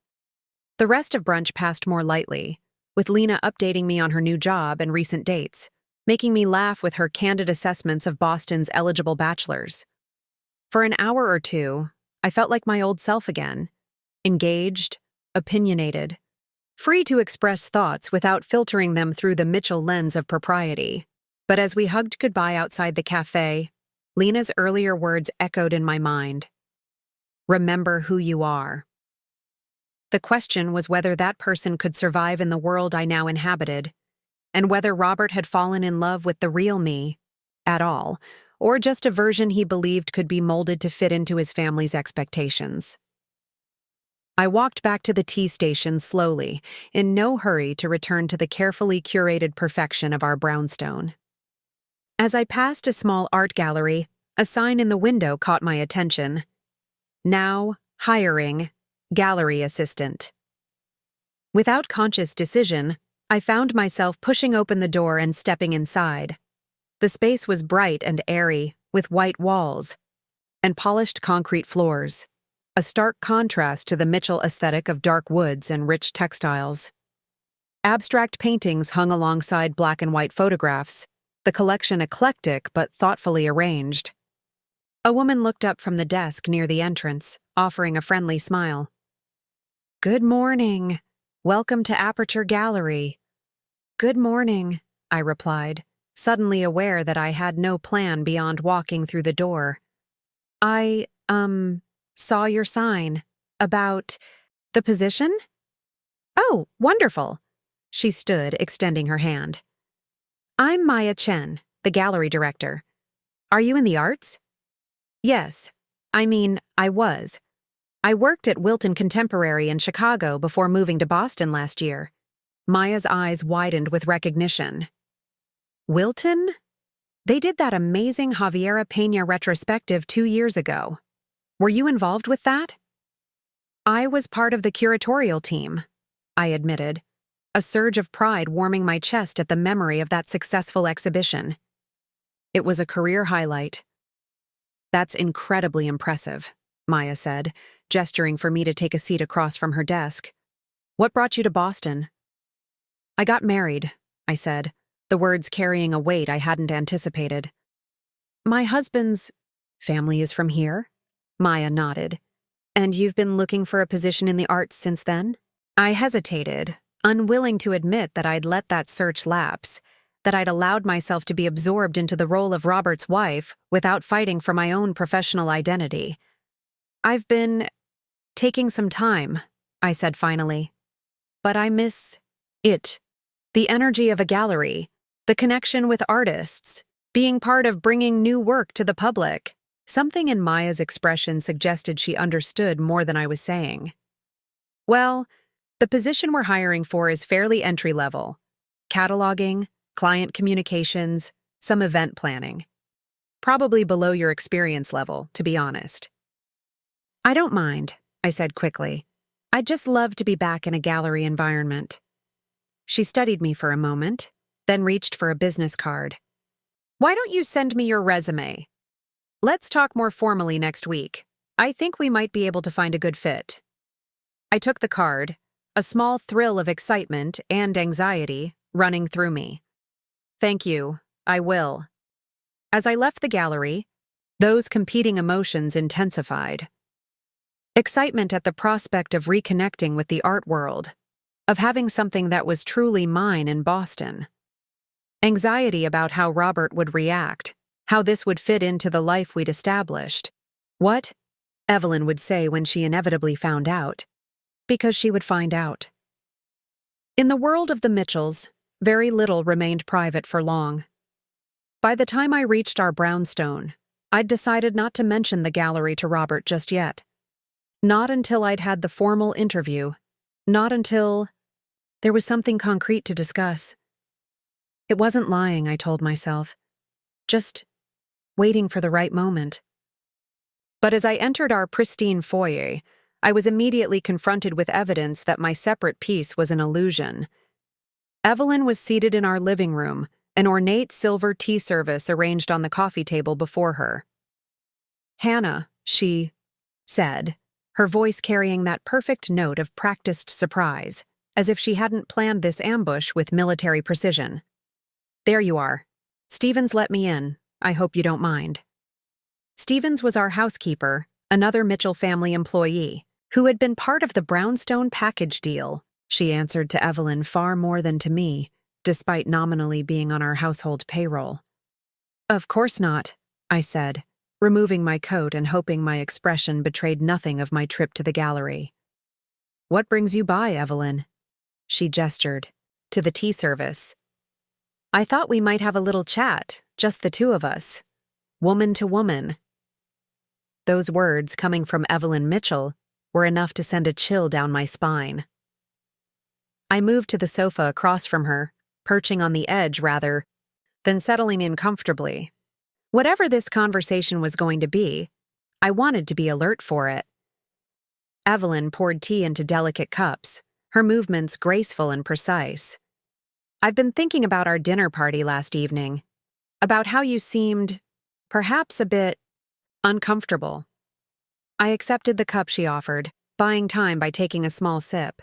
The tea was perfect, of course, properly brewed, served at exactly the right temperature. Did I? I thought the evening went very well. Your chef outdid himself with the main course.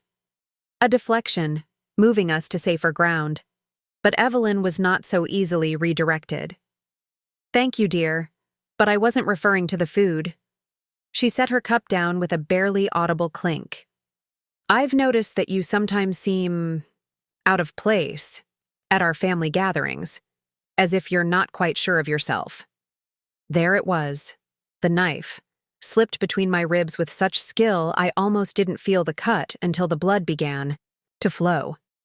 I'm still learning, I said carefully. Your family's traditions are different from what I grew up with. Evelyn nodded, as if I'd confirmed something she already knew. Precisely. And that's why I thought we might have a little talk about expectations, about what it means to be a Mitchell. I set my own cup down, no longer trusting my hands to hold. It's steady. All right. The Mitchell name carries certain responsibilities, she began, her tone almost professorial. A standard of behavior, a commitment to tradition, a role in society that has been maintained for generations. When Robert chose to marry you, when we chose to marry each other, I corrected gently but firmly.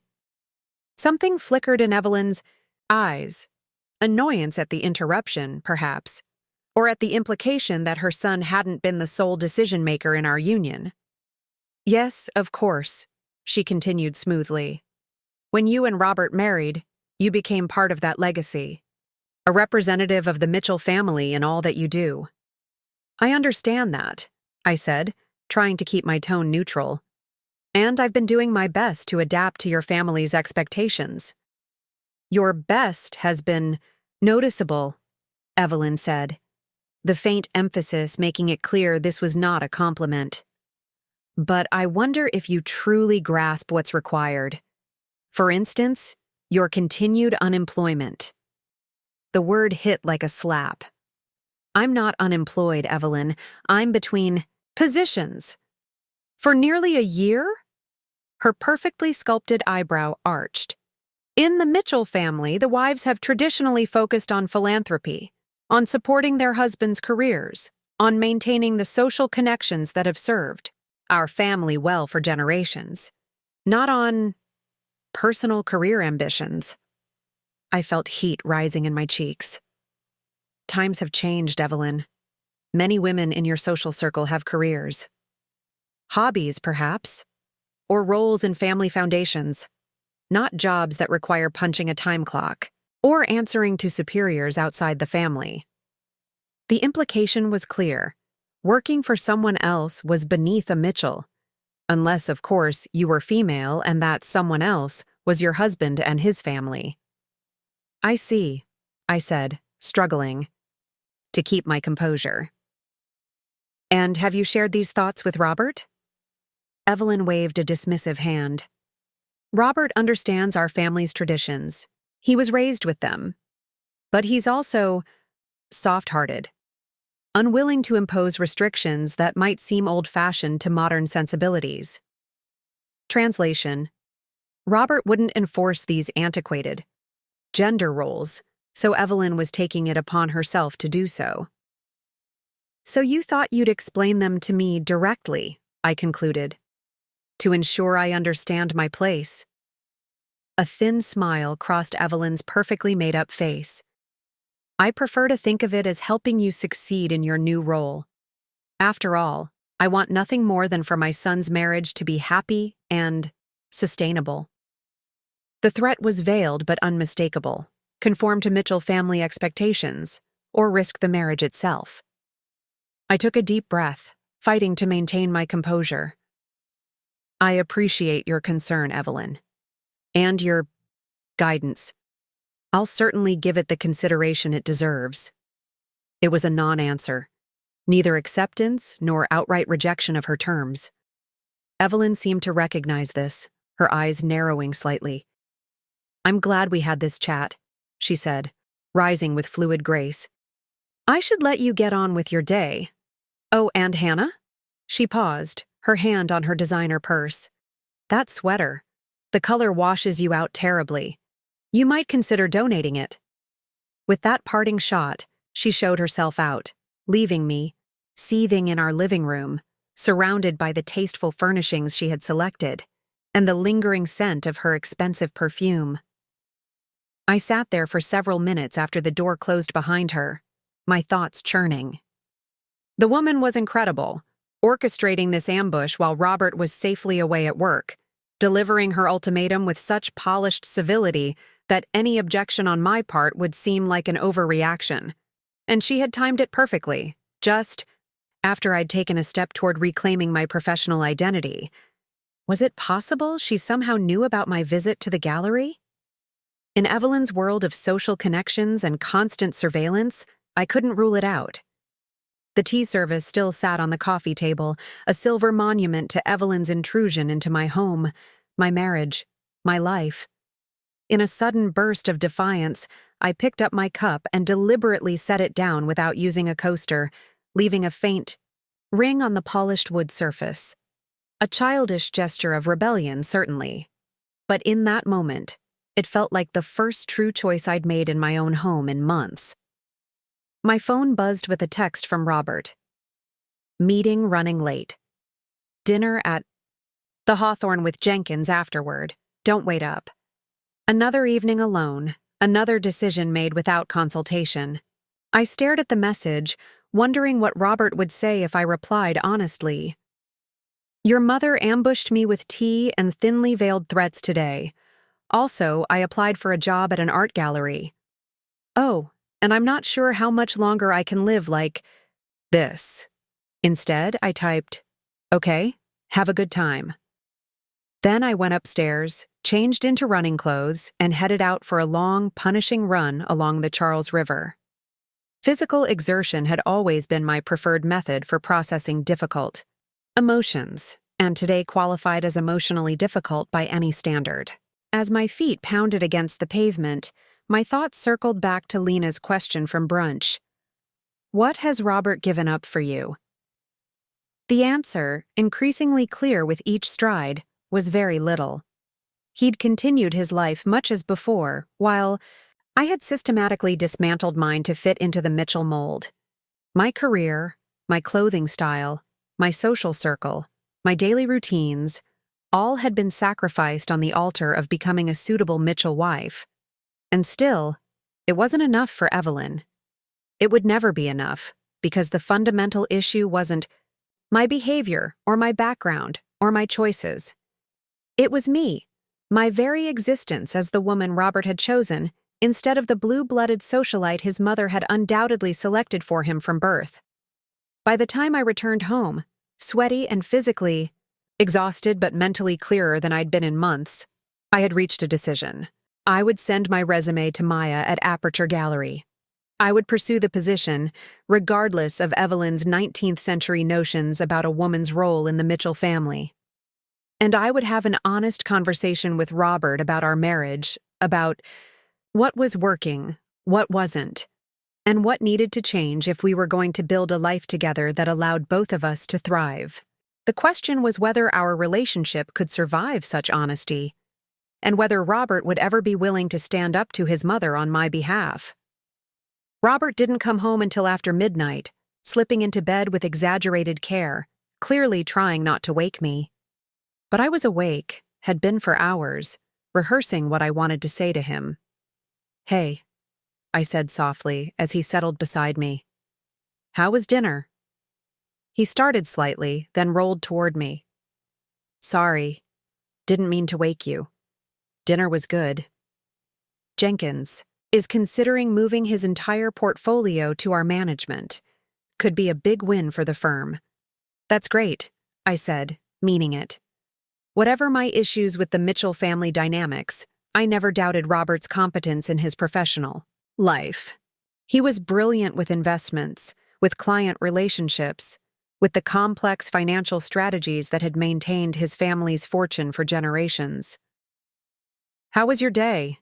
he asked, stifling a yawn. It was the perfect opening, the moment, to tell him about the gallery, about his mother's visit, about my growing dissatisfaction with our current arrangement. But looking at him, tired from a long day of meetings, relaxed from an evening of business socializing, already half asleep, I couldn't bring myself to start what would inevitably be a difficult conversation. "Fine," I said instead. "Just a quiet day at home. Had brunch with Lena." "That's nice," he murmured, his eyes already closing. "Night, Han. Love you." Within minutes, his breathing had deepened into sleep, leaving me staring once again at the shadows on our ceiling, feeling the distance between us growing with each unspoken truth. The next morning brought a rare weekend day when Robert didn't have any work or family obligations. As we lingered over coffee in our kitchen, sunlight streaming through the windows, I decided it was time to at least begin the conversation I'd avoided the night before. "I went to an art gallery yesterday," I said casually, "after brunch with Lena." Robert looked up from his newspaper, an actual physical newspaper, because Mitchell men had always started their day with broadsheets. "And coffee." "Oh? Find anything interesting?" "Actually, yes. They're hiring for a gallery assistant position. I spoke with the director briefly, and she asked me to send in my resume." Robert set down his paper, giving me his full attention. "You're looking for a job?" The question was neutral enough, but something in his tone suggested surprise. Had he assumed I'd given up on having a career of my own? That I was content to be just Mrs. Robert Mitchell, devoted wife and future mother to the next generation of Mitchell heirs? "I miss working in the arts, Robert. It was a big part of my identity before we moved to Boston." He nodded slowly. "I know it was. I guess I thought you were enjoying having time off, settling into our life here." "Parts of it, yes," I acknowledged. "But I need something that's mine, a professional identity separate from being your wife." Robert took a slow sip of his coffee, his expression thoughtful. "I can understand that, though I'm not sure a gallery assistant position is really commensurate with your experience. Wouldn't that be a step backward?" "Probably," I admitted. "But it's a foot in the door at a respected gallery in a new city. And honestly, I'd rather start somewhere than continue drifting as I have been." He reached across the table to take my hand. "You haven't been drifting, Han. You've been adapting to a whole new life. That takes time." His words were supportive, his touch warm.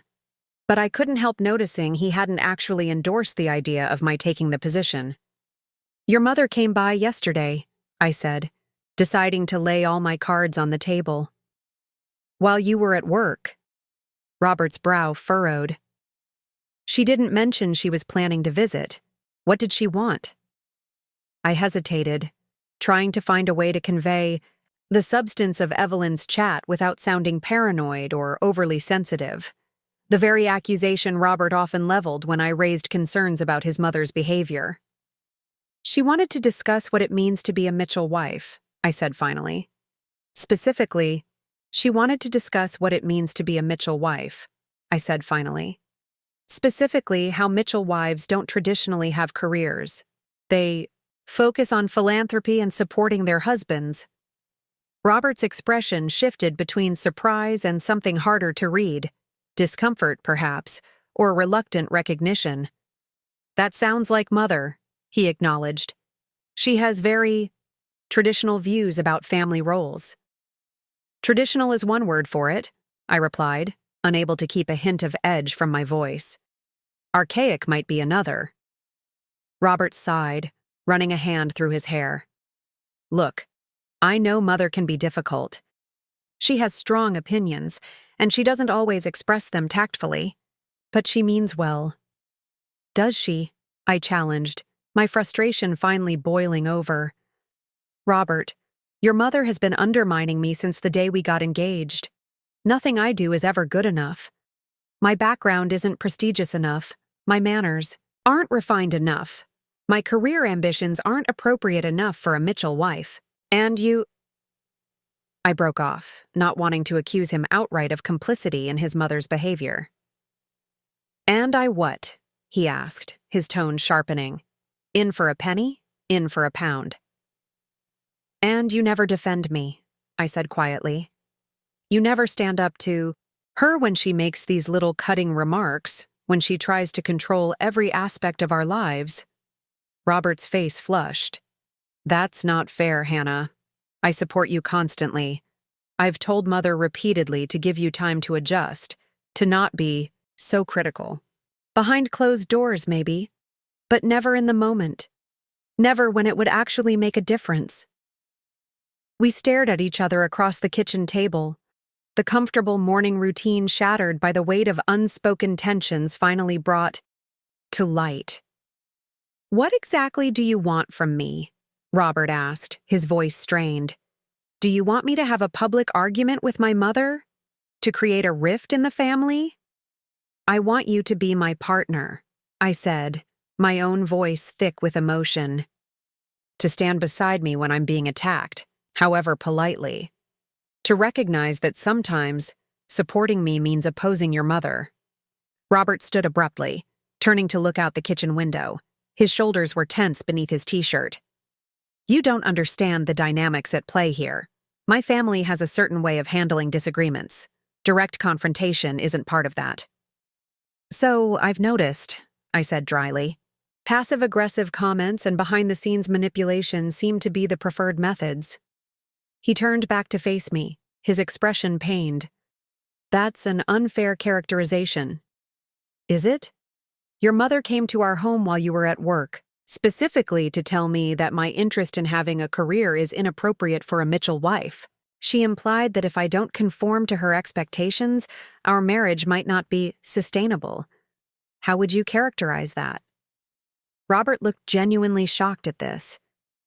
She said that? About our marriage? Not in those exact words, I admitted. But the message was clear.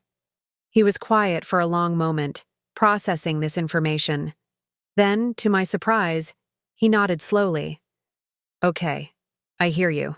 I'll talk to her. Talk to her, I repeated, feeling a surge of disappointment. Another private conversation that I'll never witness, that will change nothing about how she treats me to my face. What do you want me to do, Hannah? Robert's voice rose in frustration. Cut off contact with my family? Move across the country? What would be enough for you? The question hung between us, unanswerable in its current form. Because what I wanted wasn't for Robert to choose between his family and me. What I wanted was for him to help create boundaries that would allow me to be part of his family without sacrificing my own identity, my own ambitions, my own sense of self-worth. But I wasn't sure that was possible. Not with Evelyn's iron grip on the Mitchell family dynamics. Not with Robert's lifelong habit of avoiding direct confrontation. Not with the weight of generations of tradition pressing down on us from every side. I want to take the gallery position, I said finally, choosing to focus on the one concrete issue at hand, if they offer it to me. Robert studied me for a long moment, then nodded. Okay. Okay? Yes, okay. If that's what you want, you should do it. He moved back to the table, sitting down across from me again.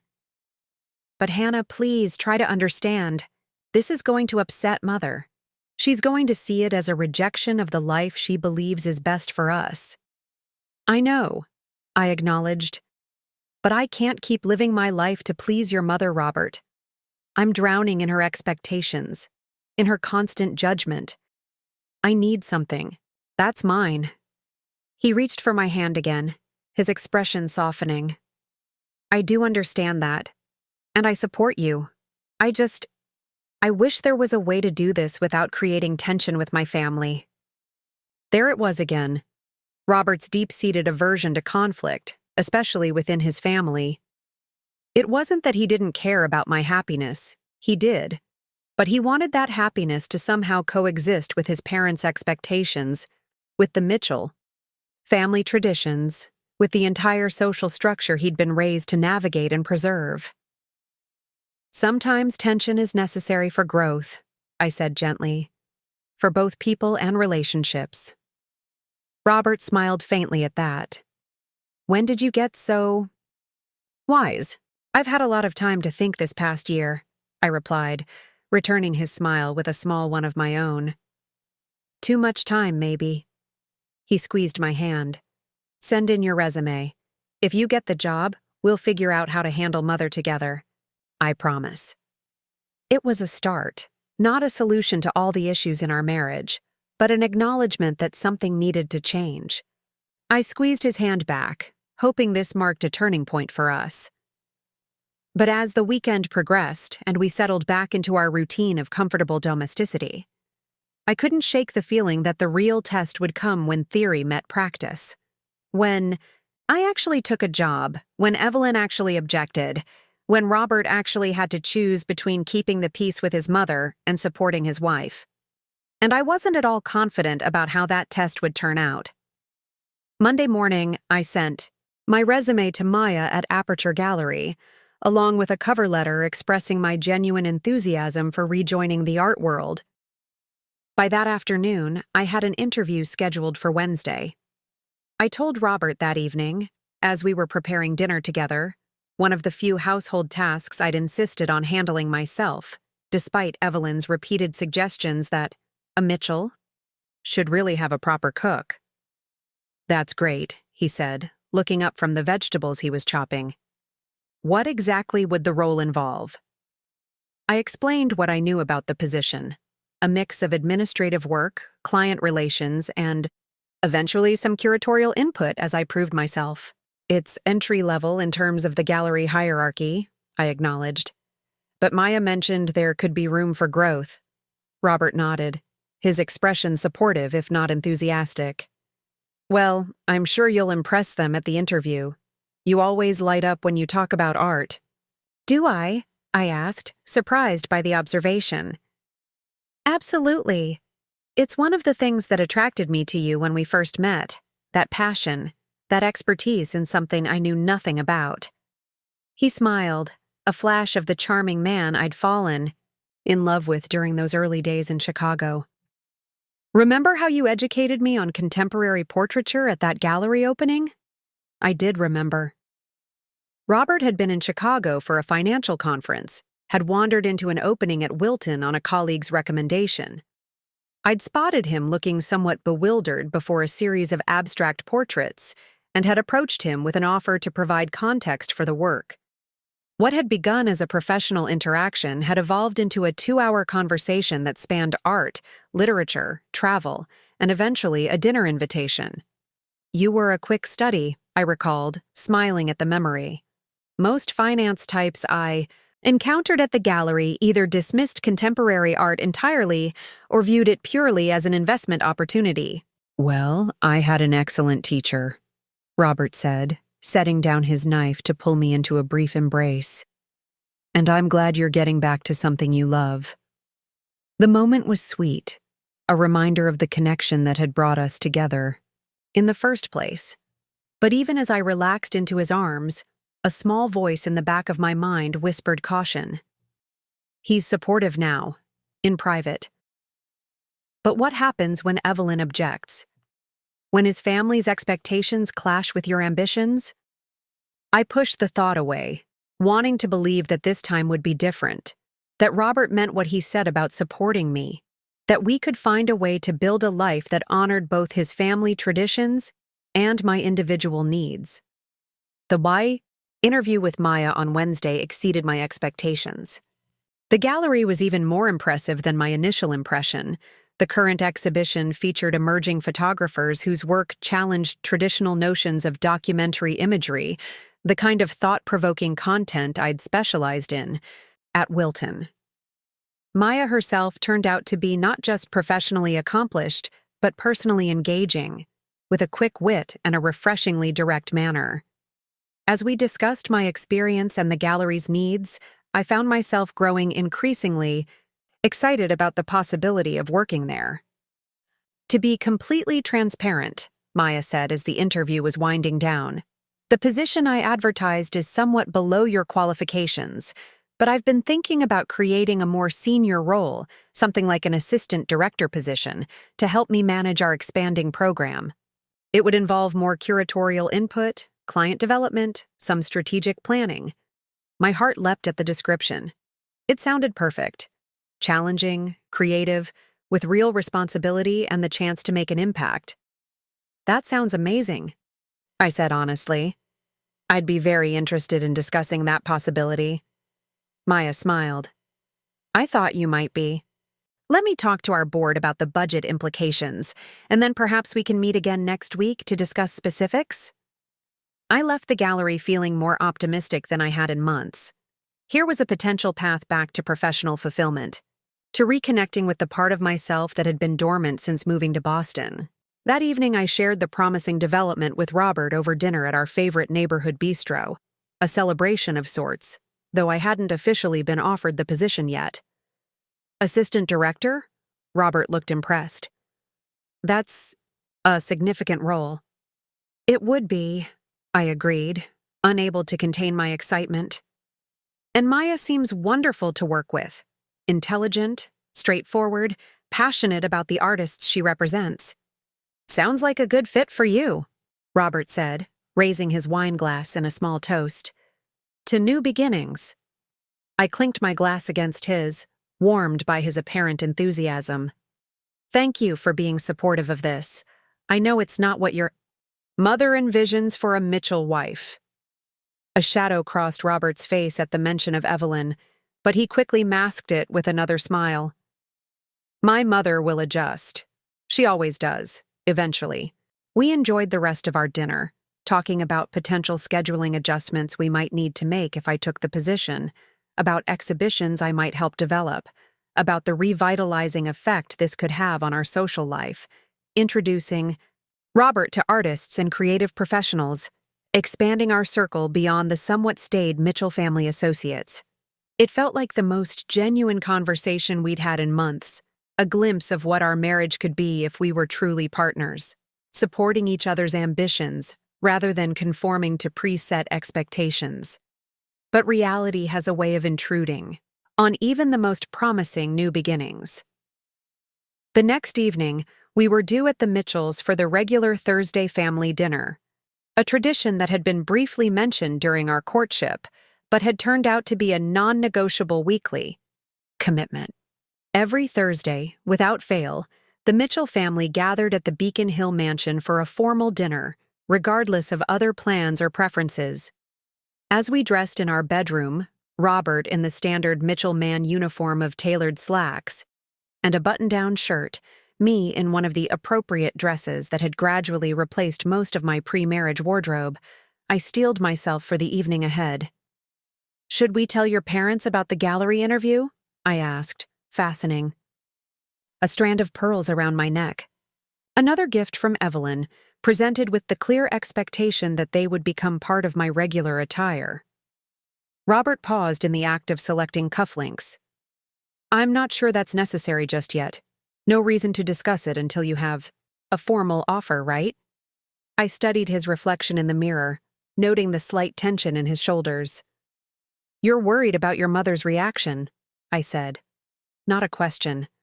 I just think there's no need to create potential conflict prematurely, he replied, avoiding my gaze. Let's wait until there's something concrete to discuss. I wanted to push back, to point out that this approach, avoiding difficult conversations, hiding potential points of conflict, was exactly the problem with the Mitchell family dynamic. But I also recognized the wisdom in picking my battles. If Robert wasn't ready to confront his mother over a job I hadn't even been formally offered yet, perhaps I should wait for stronger ground on which to make my stand. All right, I conceded. We'll wait. The dinner itself followed the usual pattern. William presiding at one end of the massive mahogany dining table, Evelyn at the other, with Robert and me on one side, and whatever other Mitchell relatives happened to be in town on. The other. Tonight it was Robert's cousin James and his wife Eliza, a timid woman who spoke only when directly addressed and whose eyes darted constantly to Evelyn for approval. I'd initially felt sorry for Eliza, seeing in her subdued manner a reflection of what I might become if I fully surrendered to the Mitchell way. But over time, I'd come to recognize that she was entirely content with her role, having been raised in a similar social stratum with identical expectations for a woman of her position. She didn't chafe against the constraints because she'd never known or wanted anything different. Conversation flowed along familiar channels, Robert and James discussing business developments, William offering occasional pronouncements on political matters, always conservative, always delivered as incontrovertible fact, Evelyn gently interrogating Eliza about her charitable committee work. I contributed when expected, keeping my comments within the acceptable range of Mitchell dinner discussion. No controversial opinions, no references to my former career, nothing that might disrupt the carefully maintained illusion of perfect family harmony. It was only when we moved to the drawing room for after-dinner coffee that Evelyn made her move, skillfully separating me from the others by asking for my help, selecting music from the extensive classical collection. "I understand congratulations might be in order," she said quietly as we stood before the built-in shelves housing hundreds of vinyl records, William Mitchell being something of a purist when it came to audio quality. I froze, momentarily confused. Had Robert told her about the gallery interview despite our agreement not to? "I'm not sure what you mean," I replied cautiously. Evelyn's smile was thin but triumphant. "The art gallery in Cambridge. I believe you interviewed for a position there yesterday?" The realization that she somehow knew about my interview, a fact I'd shared with exactly 3 people, Robert, Lena, and my mother, sent a chill through me. Had she had me followed? Or were her social connections so extensive that even my professional movements were being monitored and reported back to her? "Yes," I admitted, seeing no point in denial. "Aperture Gallery. They're considering me for an assistant director position." Evelyn selected a Chopin recording with deliberate care, examining the sleeve as if checking for dust. "How enterprising of you." The word dripped with condescension. "It's my field," I said simply. "I've always planned to return to it." "Have you?" She handed me the record, her perfectly manicured fingers briefly touching mine. "I was under the impression that you understood what was expected when you married into our family." "I understood I was marrying Robert," I countered, keeping my voice low but firm, not subjugating my identity to a set of outdated expectations. Something hardened in Evelyn's gaze. "Mitchell wives have certain responsibilities, Hannah. Certain obligations to the family name. Taking a job at a commercial gallery would be most unusual." "Times change, Evelyn. Even for families like yours." She tilted her head slightly, studying me as if I were a curious specimen. "Do they?" "Some traditions endure for good reason, you know. They provide structure, continuity, a sense of belonging." The faintest emphasis on that last word, a subtle reminder that I remained an outsider in her estimation. I held her gaze, refusing to be intimidated. "I appreciate tradition, but I won't sacrifice my own fulfillment for it." "How modern of you," she murmured. "To prioritize personal fulfillment over family obligation." Before I could respond, William called over, asking if we'd selected the music. The moment of direct confrontation passed, but the battle lines had been clearly drawn. Evelyn maintained her perfect hostess demeanor for the remainder of the evening, but I felt her eyes on me repeatedly, calculating and cold. When we finally said our goodbyes, her embrace was as rigid as her smile. "Think carefully about your choices, dear," she whispered as she kissed my cheek. "Some decisions have consequences that can't be undone." In the car driving home, I waited for Robert to mention his mother's obvious awareness of my interview. When he remained silent, Focused on navigating the evening traffic, I finally broached the subject myself. "Your mother knows about the gallery," I said. "Did you tell her?" Robert's hands tightened on the steering wheel. "No, of course not." "Then how does she know?" "I only told you, Lena, and my mom." He sighed heavily. "Mother has connections throughout Boston. Someone probably saw you going into the gallery, recognized you as a Mitchell wife, mentioned it to someone who mentioned it to her." The casual way he described this network of surveillance was almost as disturbing as the fact of it. "That doesn't bother you? That your mother has people reporting on my movements around the city?" "It's not like that," Robert insisted. "It's just... Boston is a small town in some ways, especially in certain circles. People talk. Mother listens." "And what did she say to you about it?" I pressed. "I know she must have cornered you at some point this evening." Robert was quiet for a moment, his profile tense in the dim light of the dashboard. "She expressed concern," he said finally, "about whether you fully understand what's expected of you as my wife." "And what did you say?" I held my breath, hoping against hope that he had defended me, had stood up for my right to pursue a career regardless of his mother's 19th century notions of wifely duties. I said we would discuss it further when there was something concrete to discuss. He glanced at me briefly before returning his attention to the road. "I didn't want to have a major confrontation at a family dinner, Hannah." Disappointment settled in my stomach, heavy and cold. Of course not.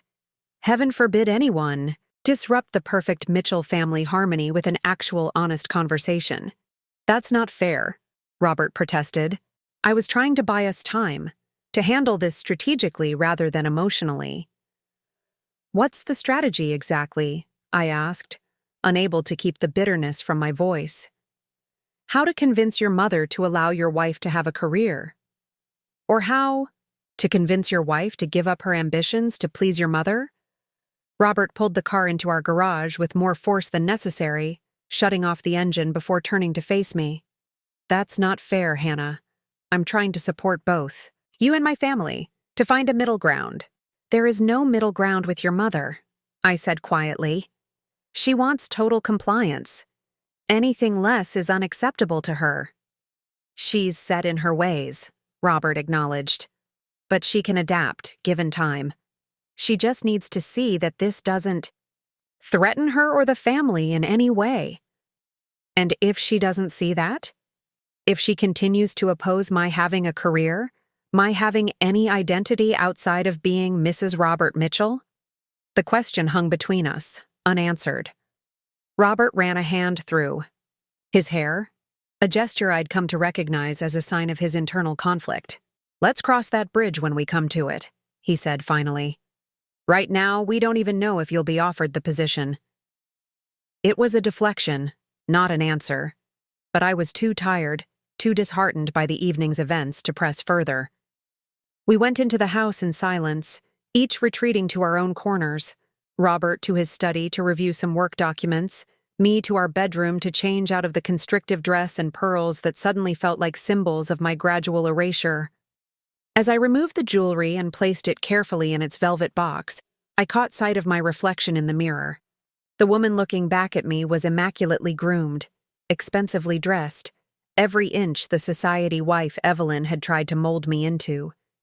But behind her eyes was a growing resolve, a determination that had been dormant for too long. I might have bent to accommodate the Mitchell family expectations, but I would not break. I would not surrender the core of who I was, my passions, my ambitions, my sense of self, to fit into Evelyn's narrow definition of a proper wife. The question was whether my marriage could survive that determination, and whether Robert would ultimately stand with me or with his mother when forced to choose. 3 days later, Maya called with a formal offer for the assistant director position at Aperture Gallery. The role was everything we had discussed, a mix of curatorial input, client relations, and strategic planning, with a salary that, while modest by Mitchell standards, represented financial independence I hadn't had since moving to Boston. I accepted on the spot, a surge of excitement and pride washing through me as I finalized the details. I would start in 2 weeks, working Tuesday through Saturday, with the possibility of occasional evening events for exhibition openings. Robert's reaction when I shared the news that evening was a study in conflicting emotions. Genuine happiness for me, mixed with visible anxiety about what this would mean for our relationship with his family. "That's wonderful," he said, embracing me warmly. "I'm proud of you, Han." "Thank you," I replied, allowing myself to savor his support. "It feels right, like I'm reclaiming a piece of myself." He nodded, though a shadow crossed his features. "I'm happy for you. I wish the timing were better." "What do you mean?" Robert sighed, leading me to the sofa in our living room. "Mother called today. She's planning a family trip to the Cape next month, 2 weeks at the Mitchell summer house. It's a tradition we haven't done in a few years, and she's very excited about reestablishing it." My heart sank. 2 weeks? Robert, I'll have just started my new job. There's no way I can take that much time off. "I know," he said, his expression pained. "That's what I told her." She wasn't pleased. "I imagine not," I said dryly. "What did she say?" Robert hesitated, clearly reluctant to share his mother's exact words. "She was disappointed. She feels that family traditions should take priority over other commitments."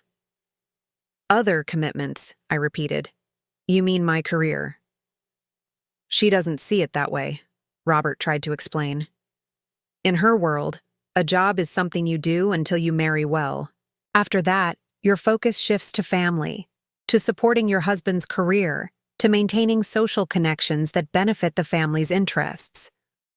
"That might be her world," I said firmly, "but it's not mine.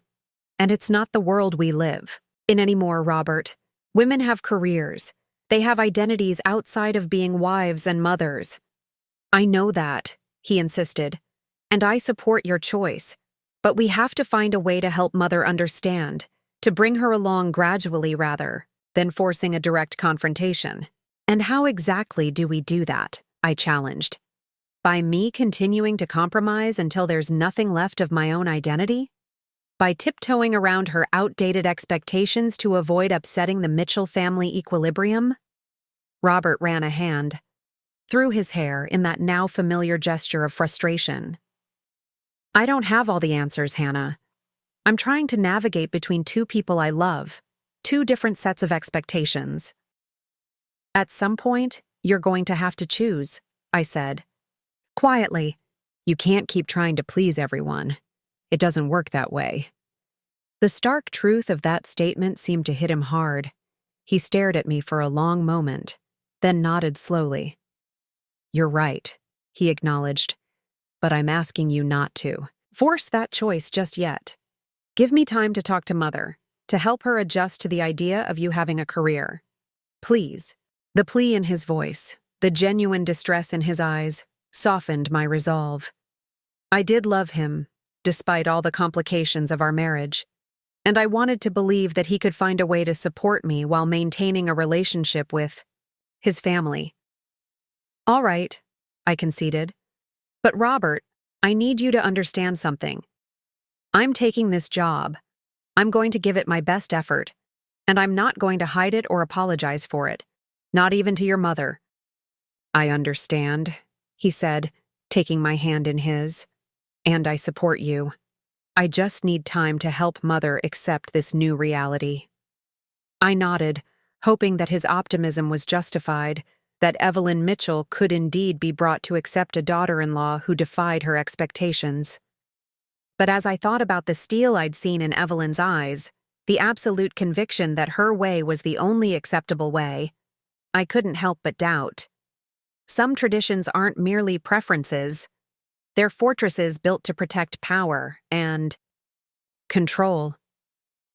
And from everything I'd seen, Evelyn had no intention of surrendering either. The next 2 weeks passed in a blur of preparation for my new role. I researched Aperture's exhibition history, familiarized myself with their represented artists, refreshed my knowledge of the Boston art scene. The excitement of returning to my field, of having a professional identity again, energized me in a way I hadn't experienced since before our move.